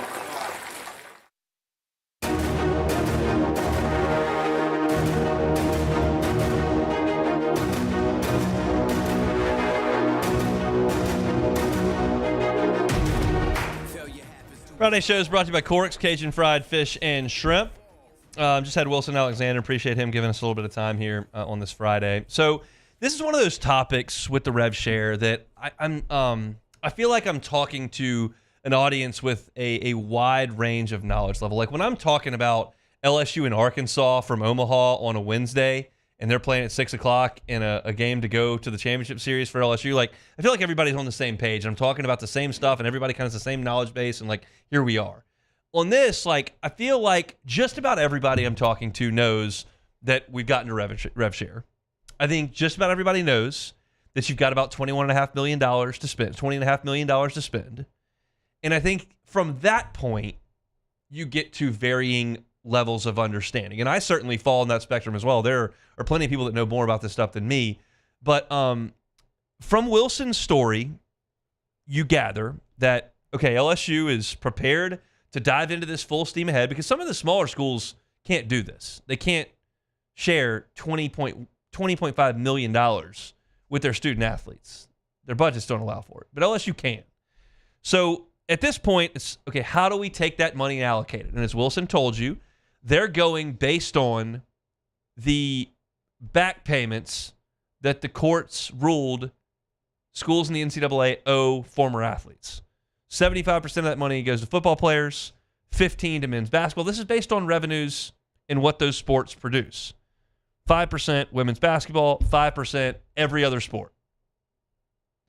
So LSU is just going to fall in line with that. And there are plenty of people, myself included, that have an idea as how they would split the money percentage-wise. I think if you listen to this, you probably understand where I might send some cash. And there are probably some of you out there that go, we need to spend more on men's basketball. We stink at that. There are probably some of y'all that go, we need to spend less on men's basketball because we're never good at that. Give the baseball team money. And then there's some of you that are going, well, the women's basketball team's awesome. They need to have some more money. And there's probably some of you going, I don't care about women's basketball. Don't pay them. And like, that's not really the point of this conversation. Because the decision has basically been made that this is how it's going to work based on what the revenues are nationally and what everyone else is kind of doing. Now, is it possible in 5 years that LSU looks up and kind of massages those numbers? Sure, anything's possible. And there are certainly schools around the country that are going to do things a little bit differently. UConn is not going to follow this model exactly. Coastal Carolina has already announced they're not following this level because baseball is what they're going to go full steam ahead on. And I would contend that there are some schools like Duke that'll do things a little bit differently, and like, sure. But those are different circumstances. Like, LSU pretty much falls in line with the other big boys in the SEC. Football absolutely drives the bus. Basketball absolutely makes money. Yes, 2-16 in the league does make money. Women's basketball operates at a loss for everybody. For LSU, it's more so than most because they pay their staff more. And LSU's baseball is a great program, a historic program. It still loses a little bit of money, but LSU's going to certainly pay attention to their baseball. I know there are some of y'all listening to me right now that go, hey, give the baseball team 20%. We're not there, but that's not the point here. The point is that that's the way that LSU is going to carve this thing out on the rev share side. And then you've got this new world where you've got a partnership with Playfly Sports that is here to bring in third-party money for the student athletes that they earn through their name, image, and likeness. And every deal that is cut is going to come within, if it goes over the $600 threshold, has to be checked on by Deloitte in that clearinghouse. LSU has already sent at least one deal to this clearinghouse that was cleared, as Wilson writes in his story, within minutes.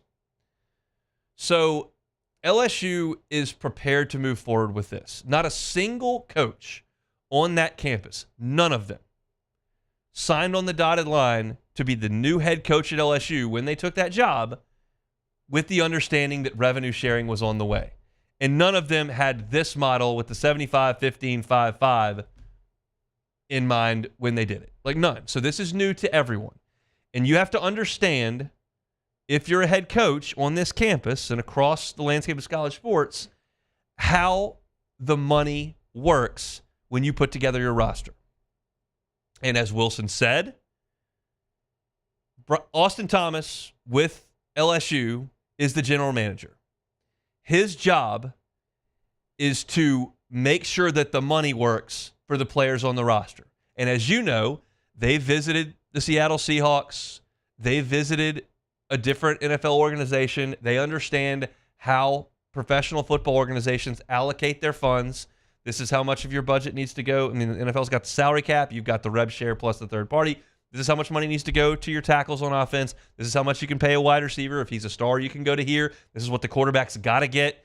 And you've got to be sure that you're in line there. And LSU has a general manager in football that will help that with Brian Kelly's oversight. He doesn't have to do all of it. Austin Thomas will do it. LSU basketball has a GM. Ronald Dupree has come in, and he's your general manager. That's now his job. He's worked in the NBA. He knows how you have to budget a roster. The NBA is a little bit different than college. There are certainly more players to choose from in the college ranks. But they have an understanding of how to do that, and that's his job. Jay Johnson doesn't have a GM. Kim Mulkey doesn't have a GM. And I just mentioned to Wilson in my question, like, these are national championship coaches who expect to be competing for championships and having players that can do that every single year.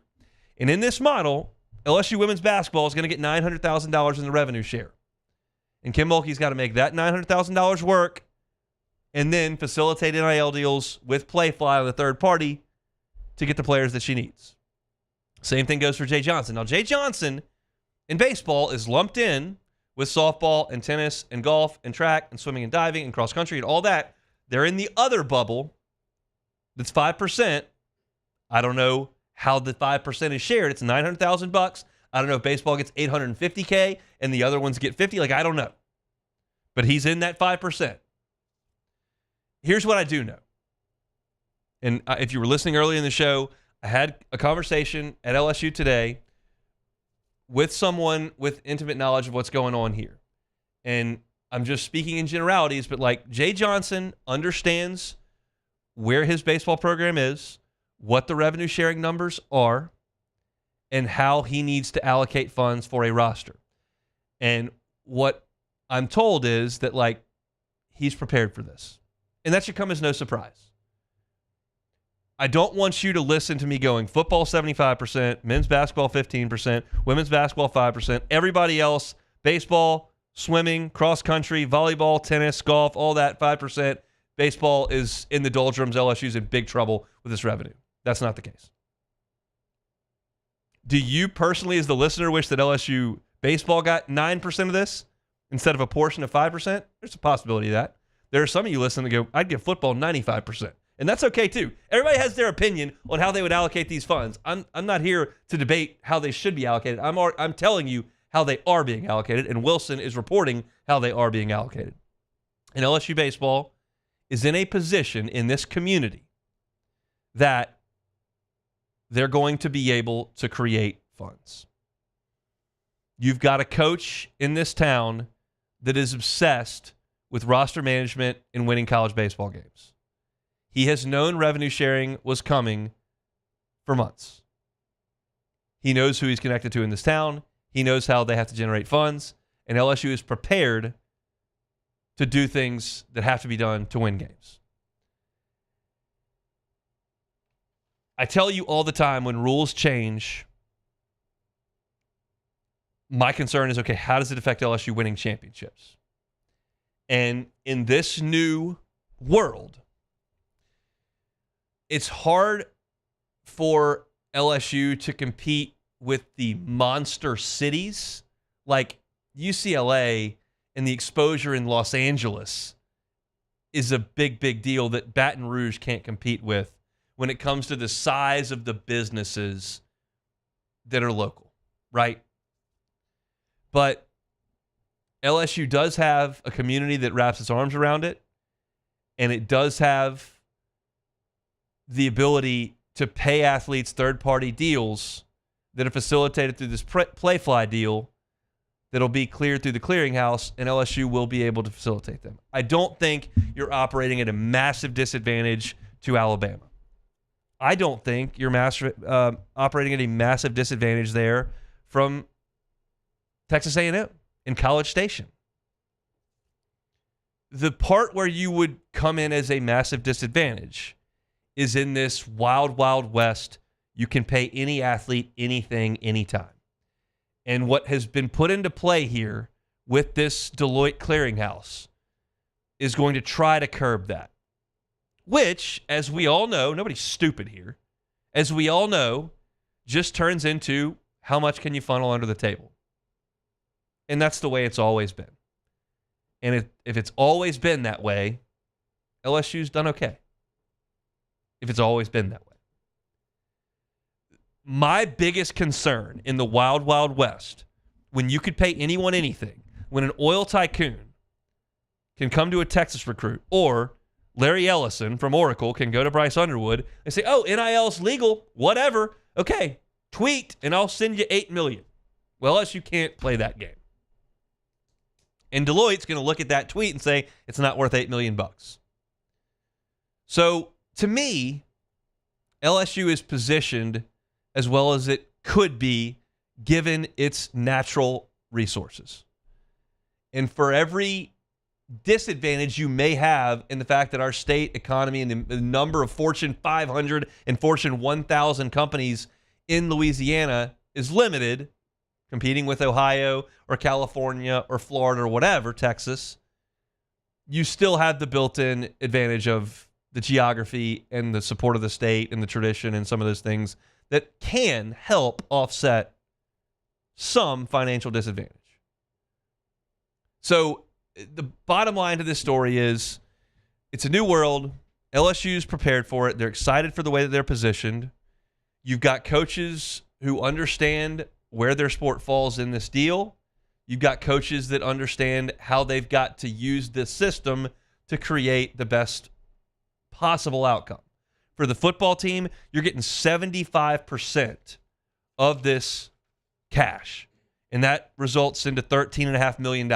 You've got a general manager who's in charge of allocating that before the third-party things. For LSU men's basketball, you've got $2.7 million of revenue that you're sharing. You got to allocate that. Ronald Dupree's in charge. Women's basketball, you got $900K. Baseball, you understand what you've got. Go get it. Softball, track, tennis, golf, swimming, volleyball, all that. Your athletes are likely to demand less. And here's what you got, and here's the way that you add to that. There are business owners in this town that are happy to help. Baseball is going to cost more than softball for an NIL deal to get someone to come to LSU, but you've got donors who are willing to swim in the proper channels to help softball as well. The part of this story that I don't have hands on and can't quite wrap my arms around and am kind of terrified of, that I talked to Wilson about in the last segment, is the high school aspect of this. And I don't know what that looks like. Wilson has reported and said in the last segment, like, LSU is not dissolving Bayou traditions, even though the collective side of this thing is kind of phasing out a little bit, because there's a possibility that you need to have funds ready for high school players. I don't know what that looks like. It's terrifying. The thought of 16-year-olds and their parents demanding cash is a little bit odd to me, and I don't really want to sink my teeth too deep into it until we have to do that. I'm a little bit more prepared with 18, 19, 20-year-olds that are on television and are doing things and do have millions of Instagram followers. I can kind of get that figured out. But it's a new thing. I think it's beneficial to LSU as opposed to, hey, Bryce Underwood, here's $11 million. We'll see, though. The proof will be in that pudding. The proof will be in, okay, does LSU get the 5-star recruits? Does LSU keep signing top classes in women's basketball and baseball? Does basketball keep up with the Joneses? Like, we'll know if you just watch. But as I sit here right now, based on reading Wilson's story, which is great, and a conversation I had with someone inside LSU that has knowledge of this situation, it feels like LSU understands how things are supposed to work. They've got departments set up with NILSU and their relationship with Playfly and the fact that they've figured out their revenue share. Like, they've got this figured out on a level as probably as strong as anybody else. Now they just got to put it into practice. There are probably a lot of you out there that would rather hear about what our defense looks like against Clemson on Labor Day weekend. But to field that defense, this is what you got to figure out. And it feels like LSU's got their arms around it to an extent. We'll see. That's Rev Share for you here on this Friday. We'll take a time out. 30 minutes left to go. Hunt Palmer Show. The Hunt Palmer Show. One Bath and Closets. OneBathAndClosets.com is the website. David Duvall and his team, 30 years redesigning and remodeling bathrooms and closets. Bathrooms can be a hazardous spot, especially as folks age. If you'd like to mitigate against that, you can't take that risk completely away, but if you'd like to mitigate against that risk with someone in your life that's aging and wants to stay in the house, do what you can with David Duvall and his team. They've been doing it for 30 years. Non-slip floors. You can put guardrails in slippery areas. Walk-in tubs that are more convenient, safer. Shower with the bench in it. They do this kind of stuff all the time. There are pictures at their website, onebathandclosets.com. You can check that out. Have the consultation. Just have that conversation in the consultation with David and say, hey, this is the situation we've got. What can you do? And let him just go through some options with you. Doesn't have to be completely invasive, massively expensive. That's not necessarily the name of the game here. It can be efficient and easy, and there are financing options available, 0% up to 18 months. That's same as cash with David Duvall and One Bath and Closets. Check them out online, onebathandclosets.com.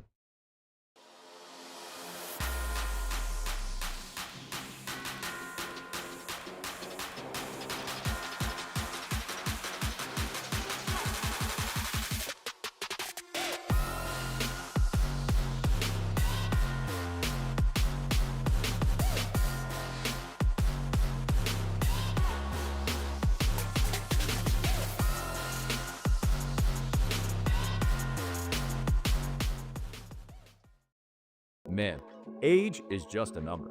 Don't let it dictate how you feel. Goodwood Bend Sexual Wellness has anti-aging services that can help you look and feel your best. Visit yourgoodwood.com and discover a renewed sense of vitality. At Sunshine, we know what you see when you look at your land. Where others may see dirt, you see the foundation you've built your life on. This, it's hallowed ground. It's past, present, and future. We're proud to provide quality John Deere equipment to help you maintain the land you love.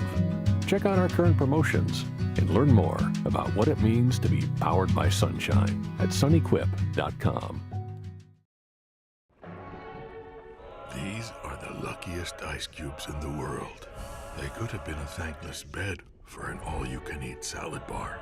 But instead, they've been called upon to cradle and cool a crisp, refreshing Dos Equis. Looks like the lucky just got luckier. Dos Equis.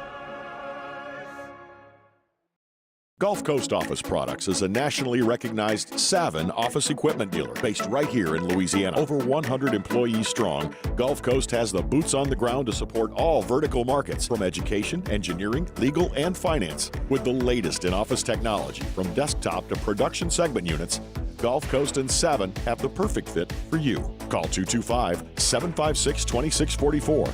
That's 756-2644 for Gulf Coast Office Products. At Luba Workers' Comp, our journey began over 30 years ago with a simple belief. Our clients come first. At Luva, our business has always been focused on people, not policies. Through every success and challenge, we've continued to grow because we've stayed true to our values, committed to providing you with genuine dependability. Because your well-being is more than a priority. It's our purpose.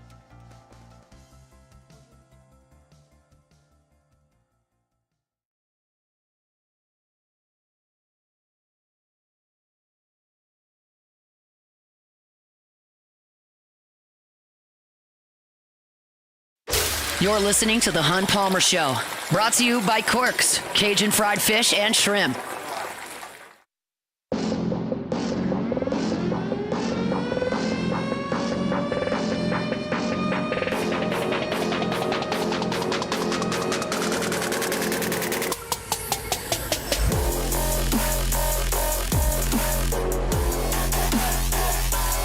All right. Friday show is brought to you by Corks, Cajun fried fish and shrimp. You're kind of hankering for a po' boy. You're thinking, where can I get a good po' boy in Baton Rouge? Corks is where you can get a good po' boy in Baton Rouge. They'll overstuff that shrimp po' boy dress. Just awesome, awesome stuff with the crispy shoestring fries. Great for a Friday lunch. I prefer the shrimp po' boy to the catfish po' boy, but the catfish po' boy is good. I want the shrimp. Jumbo Gulf shrimp, the recipe born right here in the seafood capital of the world, South Louisiana. From the same folks that brought you Couillons across the river in Port Allen, it is Corks Cajun fried fish and shrimp. You can check out the entire menu at corksfishandshrimp.com or visit them right there on Government between Foster and Jefferson. corksfishandshrimp.com. All right, D1 Baseball put out their All-American list for 2025 today. LSU, as you might imagine, leads all programs with 4 players on D1 Baseball's 3 All-American teams. Jacob Beck, I'm going to put you right on the spot. Whoa. Give me the 4 All-Americans that LSU had according to D1 Well, Baseball. we can already know Cade Anderson, Anthony Ianson. Those are easy. Cade Anderson is on the first team. On the second team Anthony Ianson's on the second team. So you got that 1 and 2. Okay. And then I will go with Derek Curiel.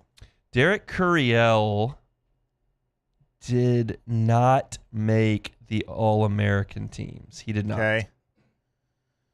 Well, can we do? So what are the positions? I've got another hitter.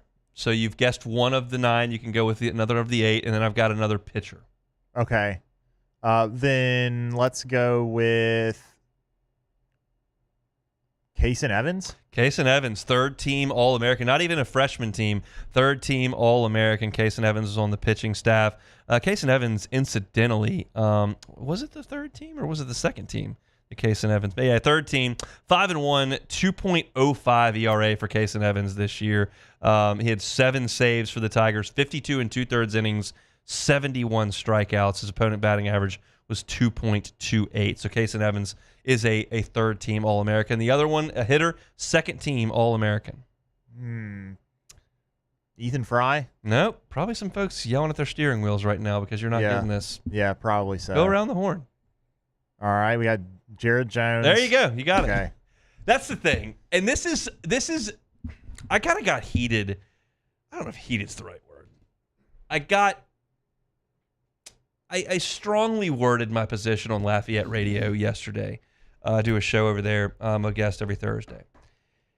Do y'all realize that this year Jared Jones hit 323 with 22 home runs and 15 doubles? He had an OPS over 1,000. Scored 66 runs, had 2 home runs in the College World Series, and a walk-off hit over Arkansas. And I believe if I went to 50 LSU baseball fans and said, what'd you think of Jared Jones this year? He struck out a lot. I think there would be 20 of them be like, struck out too much. I kind of wanted him out of there. It kind of blew my mind. You can't have 9 Dylan Cruz on your lineup. And so Jared Jones was the only truly game-changing bat in that lineup. Derek Curiel had a phenomenal year. A lot of singles and doubles and a great hitter. I'm thrilled he's in the lineup next year. Ethan Fry had a just fantastic year. Stephen Milam, sizzling postseason. Dickinson panned out. I was questioning, not saying he wouldn't do it, but I was like, I just need to see Daniel Dickinson do this because he didn't in Cape Cod and he didn't in the fall, and he had a great year. Hit 320, I think, with 12 home runs. Jared Jones hit 323 with 22 homers in a year where no one in college baseball, mind you, no one in baseball hit 30 home runs this year. We've had Caglione and Tommy White over the years, and we had Charlie Condon from Georgia last year, and you've had monster home run seasons from a lot of guys over the last 3 or 4 years. The ball wasn't flying as much this year, and the fact that I have to come to the defense of a guy who has been a 3-year player in the program, is 3rd all-time in home runs, is a lifetime 300 hitter, who's only bettered by Eddie Furness and Brad Cressy in career homers, had a phenomenal Omaha, was on the all-tournament team, hit a walk-off single against Arkansas and 2 home runs, including one that gave you the lead against UCLA and tied the game against an elite reliever against Arkansas. And I have to come to this guy's defense. It blows my brain because he struck out some. This just in, power hitters strike out. And I know that you don't like when he goes 0 for 5 with 5 strikeouts in the first game, but let's just be quite honest. Gabe Gackle is a stud. He's going to be a first-round pick in the draft. He throws 96 with the Snapdragon breaking ball. It's probably the best slider in the College World Series. And I'm just flabbergasted at the Twitter hate and the text messages I get. And folks, it blows my mind. Because guess what? As I look at LSU's lineup right now for next year, which is far from complete, trust me, they're going to go get some guys. You're kind of missing the thumper. And a lot of LSU's great teams have had thumpers. And I'm not saying you need 7 of them in a lineup because you don't want to have that many potential strikeouts. But when you surround Jared Jones with Derek Curiel, who doesn't strike out, and Stephen Milam, who doesn't strike out, and Danny Dickinson, who doesn't strike out very much, and you put a team out there that has some balance to the lineup, it's okay to have a guy strike out 85 times if he hits 22 homers, including a walk-off against Tennessee or a 3-run shot against UCLA into the teeth of a 20-mile-an-hour wind because he's the only guy on the team that can do it. So I just I didn't even intend to do this segment, Beck, but that's kind of what happens in live radio. You didn't intentionally omit Jared Jones, but there was probably something subconsciously that was maybe not. Yeah, and then that's the point. Yeah, it really is true. You probably got text messages. Get Jared Jones out of there. I got a couple. Oh, I got so many, yeah. Get him out. Put Jake Brown at first. Go with Pearson and Wright. Okay. Pearson's hitting 230. Jake Brown doesn't hit left-handed breaking balls worth a flip. Let's go with the guy who's hitting 323 with 22 jacks. And I promise you, not every bit of that came on Tuesday nights against Nichols. That'll be the rebuttal that some LSU fans will be like, hit homers against... And he hit a lot of home runs in the midweek. No question about it. He hit a lot of home runs in the midweek. But he also has been out there for 3 years against SEC competition and has done his thing. So, I get a little bit frustrated when I hear the comments about Jared Jones. I'm pulling up, and I'm doing this blind Pulling up the massive stat sheet on Jones here, see what I can find. That they pulled the SEC stats. They pulled those from that. Let's see if they're there on the stats page. Stats archive. Jared Jones, SEC stats. We got them? Nope. Yanked those from the website. Sometimes the comprehensive stats get pulled down at times, and they did. I'll get Jared Jones SEC stats, and we'll talk about him at a different time. But I promise you, he didn't hit a $140 with just 3 of his 22 home runs.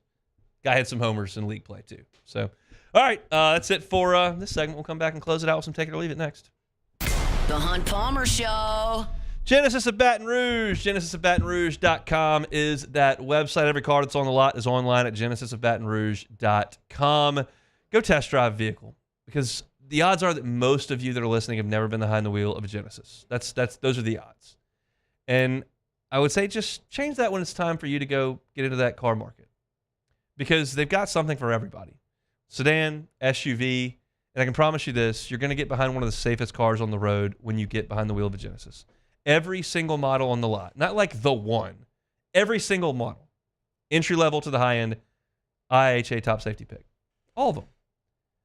Safety is important to you. Just try out Genesis.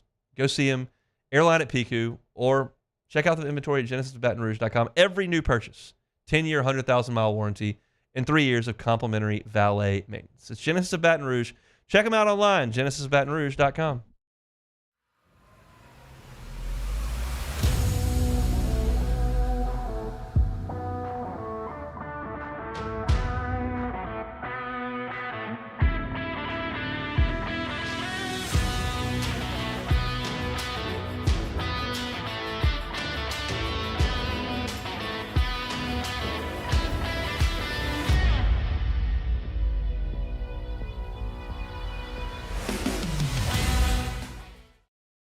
ED, low T, or simply seeking to optimize your health and performance?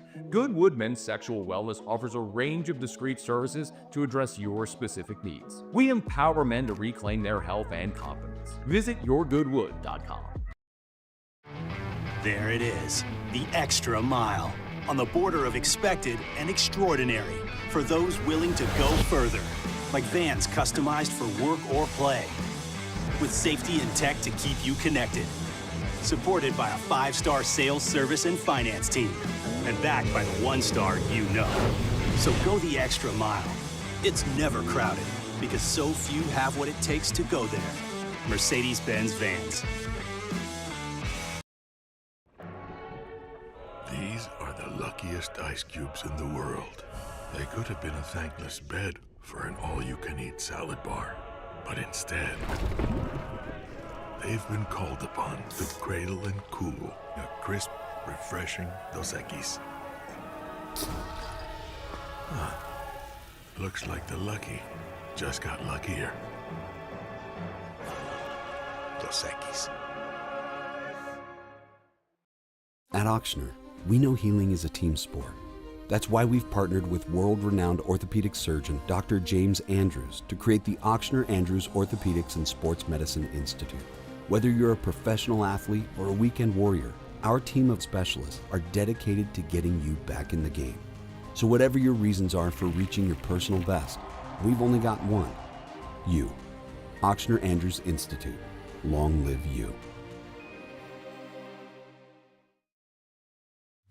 At Sunshine, we know what you see when you look at your land. Where others may see dirt, you see the foundation you've built your life on. This, it's hallowed ground. It's past, present, and future. We're proud to provide quality John Deere equipment to help you maintain the land you love. Check out our current promotions and learn more about what it means to be powered by sunshine at sunequip.com. Gulf Coast Office Products is a nationally recognized Savin office equipment dealer based right here in Louisiana. Over 100 employees strong, Gulf Coast has the boots on the ground to support. This is the Hunt Palmer Show, brought to you by Quirks, Cajun fried fish and shrimp.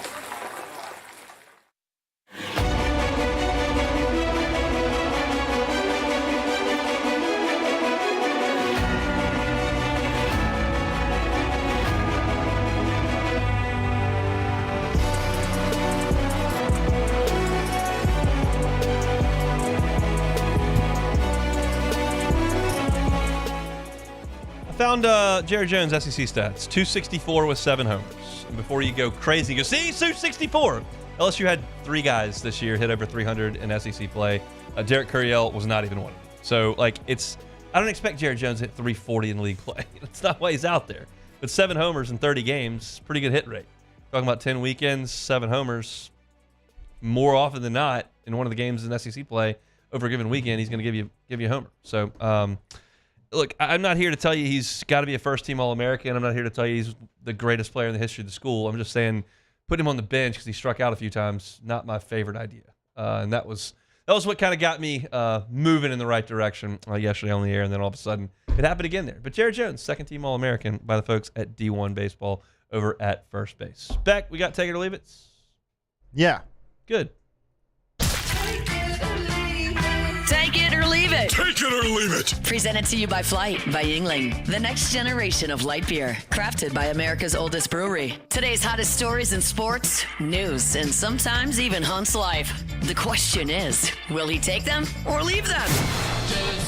Flight by Yingling, a smart beer for people who want to care about being active, but know when to kick back. Light on calories, full on flavor. You don't have to trade taste for stats. Your go-to for football Saturdays, Sunday tailgates, baseball nights, summer days, going to the pool. I got some Flights by Yingling that I'm going to bring to the pool with the Myers man later today. So catch me there if the rain stops. Flight by Yingling. Oh. All righty, first one. It's going to rain tonight. Take it or leave it. Leave it. Got to go to the pool. Leave it alone. Do not feel like being cooped up in the house. It's taco night at the Palmer House, which I'm looking forward to. That'll be good, rain or shine, but the evening will be better if we can get the Myers man to the pool. We got some energy. We got to work out, even though it was water day at daycare today, so he was quite excited about that. So is that why he wants to go to the pool? Because of No, we're just doubling up. Just as much energy as we can get out of there, we're going to make that happen. All right, next one. Jake Knapp shot a 61 course record at the Rocket Mortgage Classic today at Detroit Golf Club. You would break 70. Take it or leave it. Detroit Golf Club from the PGA tees? No, I'll leave that. Leave it alone. No, that's not going to happen. But Jake's a better player than me, as we've chronicled. You know, I'm a very bad player, and he's a PGA professional. You're not a very bad player. We've chronicled that is not accurate as well. No, I would. I mean, who knows? I could break 80 at Detroit Golf Club probably from the member tees when the rough's not up and it's not PGA Tour conditions. Maybe not, but I can't shoot 61. Shout out Jake. All right, next one here. Cal Raleigh for the Seattle Mariners will be playing in the Home Run Derby. He is currently leading the league in home runs. He'll win the Home Run Derby. Take it or leave it. I'll leave it. The question is, do you know what Cal Raleigh's nickname is? Oh, yeah, it's like somebody asked him about it the other Dumpy day. or something? The Big Dumper. The Big Dumper, yeah. He has a large backside, and that has garnered a nickname here. And he said it's probably not what you draw up, but it is what it is. So shout out Cal for embracing who he is. Hit a homer. It doesn't matter how big your backside is. You can hit into the upper deck. Maybe we can get PCA in there. He would probably be up for that. PCA is going to be in the All-Star game, which is cool. He will be. He's quite good. Yeah. All right, that's it for Take It or Leave It. That's it for Take It or Leave It here on this Friday. Brought to you by Cork's Cajun Fried Fish and Shrimp. We've gotten into a lot today. Saints talk with Juwan Johnson being a potential breakout. I didn't necessarily jive with that. We talked about LSU's 2 left-handers they added yesterday in the transfer portal, kind of a full scouting report. I'm excited about both guys. I think there's a lot of upside in Danny Lockenmeyer as well as Ryler Smart. So we chronicled that in the first segment. Preston Guy talks some recruiting with LSU football.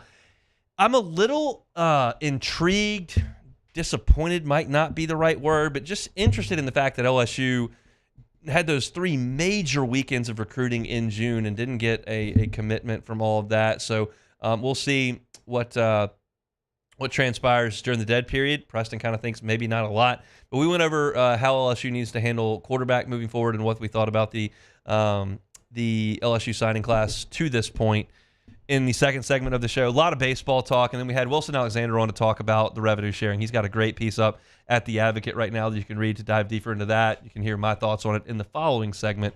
The bottom line is you can hear all that on demand wherever you find your audio, whether that's 1045ESPN.com's on-demand tab, where all of our shows are listed, OTB, Live at Lunch, Hunt Palmer Show, AFR, all of it's there, as well as on Spotify, Apple Podcasts, Google, wherever you find your sound, you can find us. Just search Hunt Palmer Show.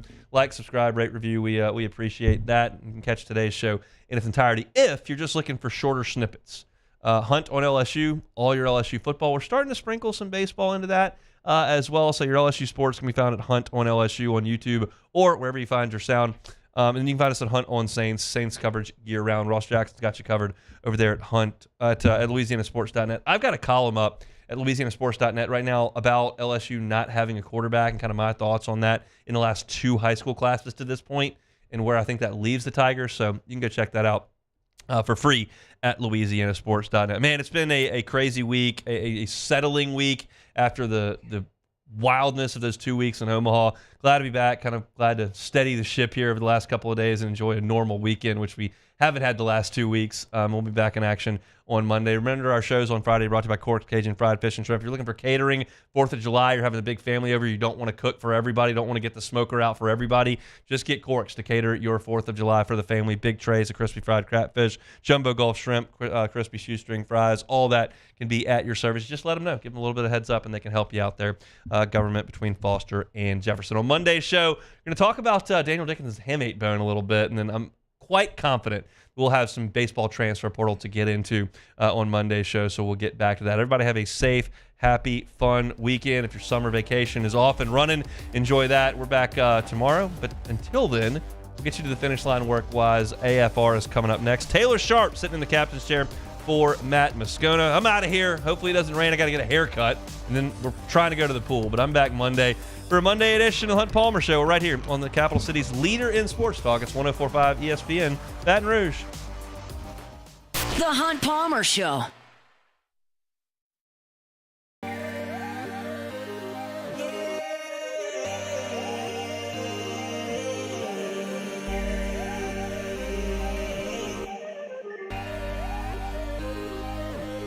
You gotta believe in a dream. Believe.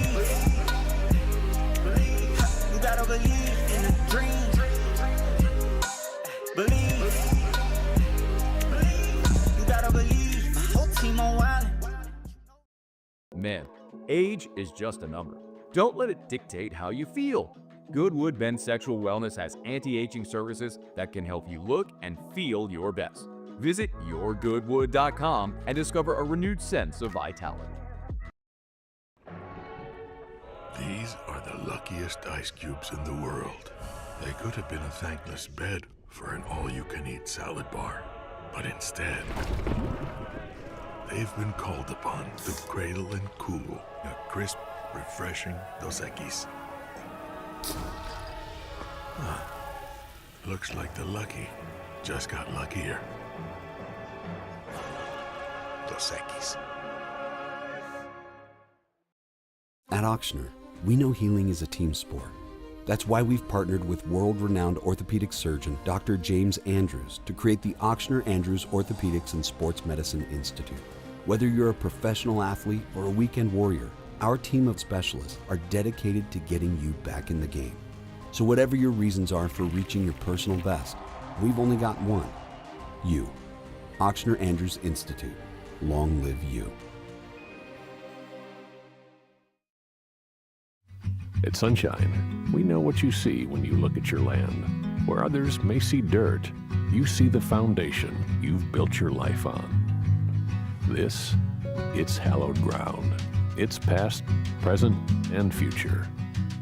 We're proud to provide quality John Deere equipment to help you maintain the land you love.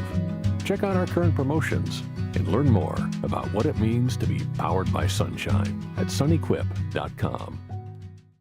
Gulf Coast Office Products is a nationally recognized Savin office equipment dealer based right here in Louisiana. Over 100 employees strong.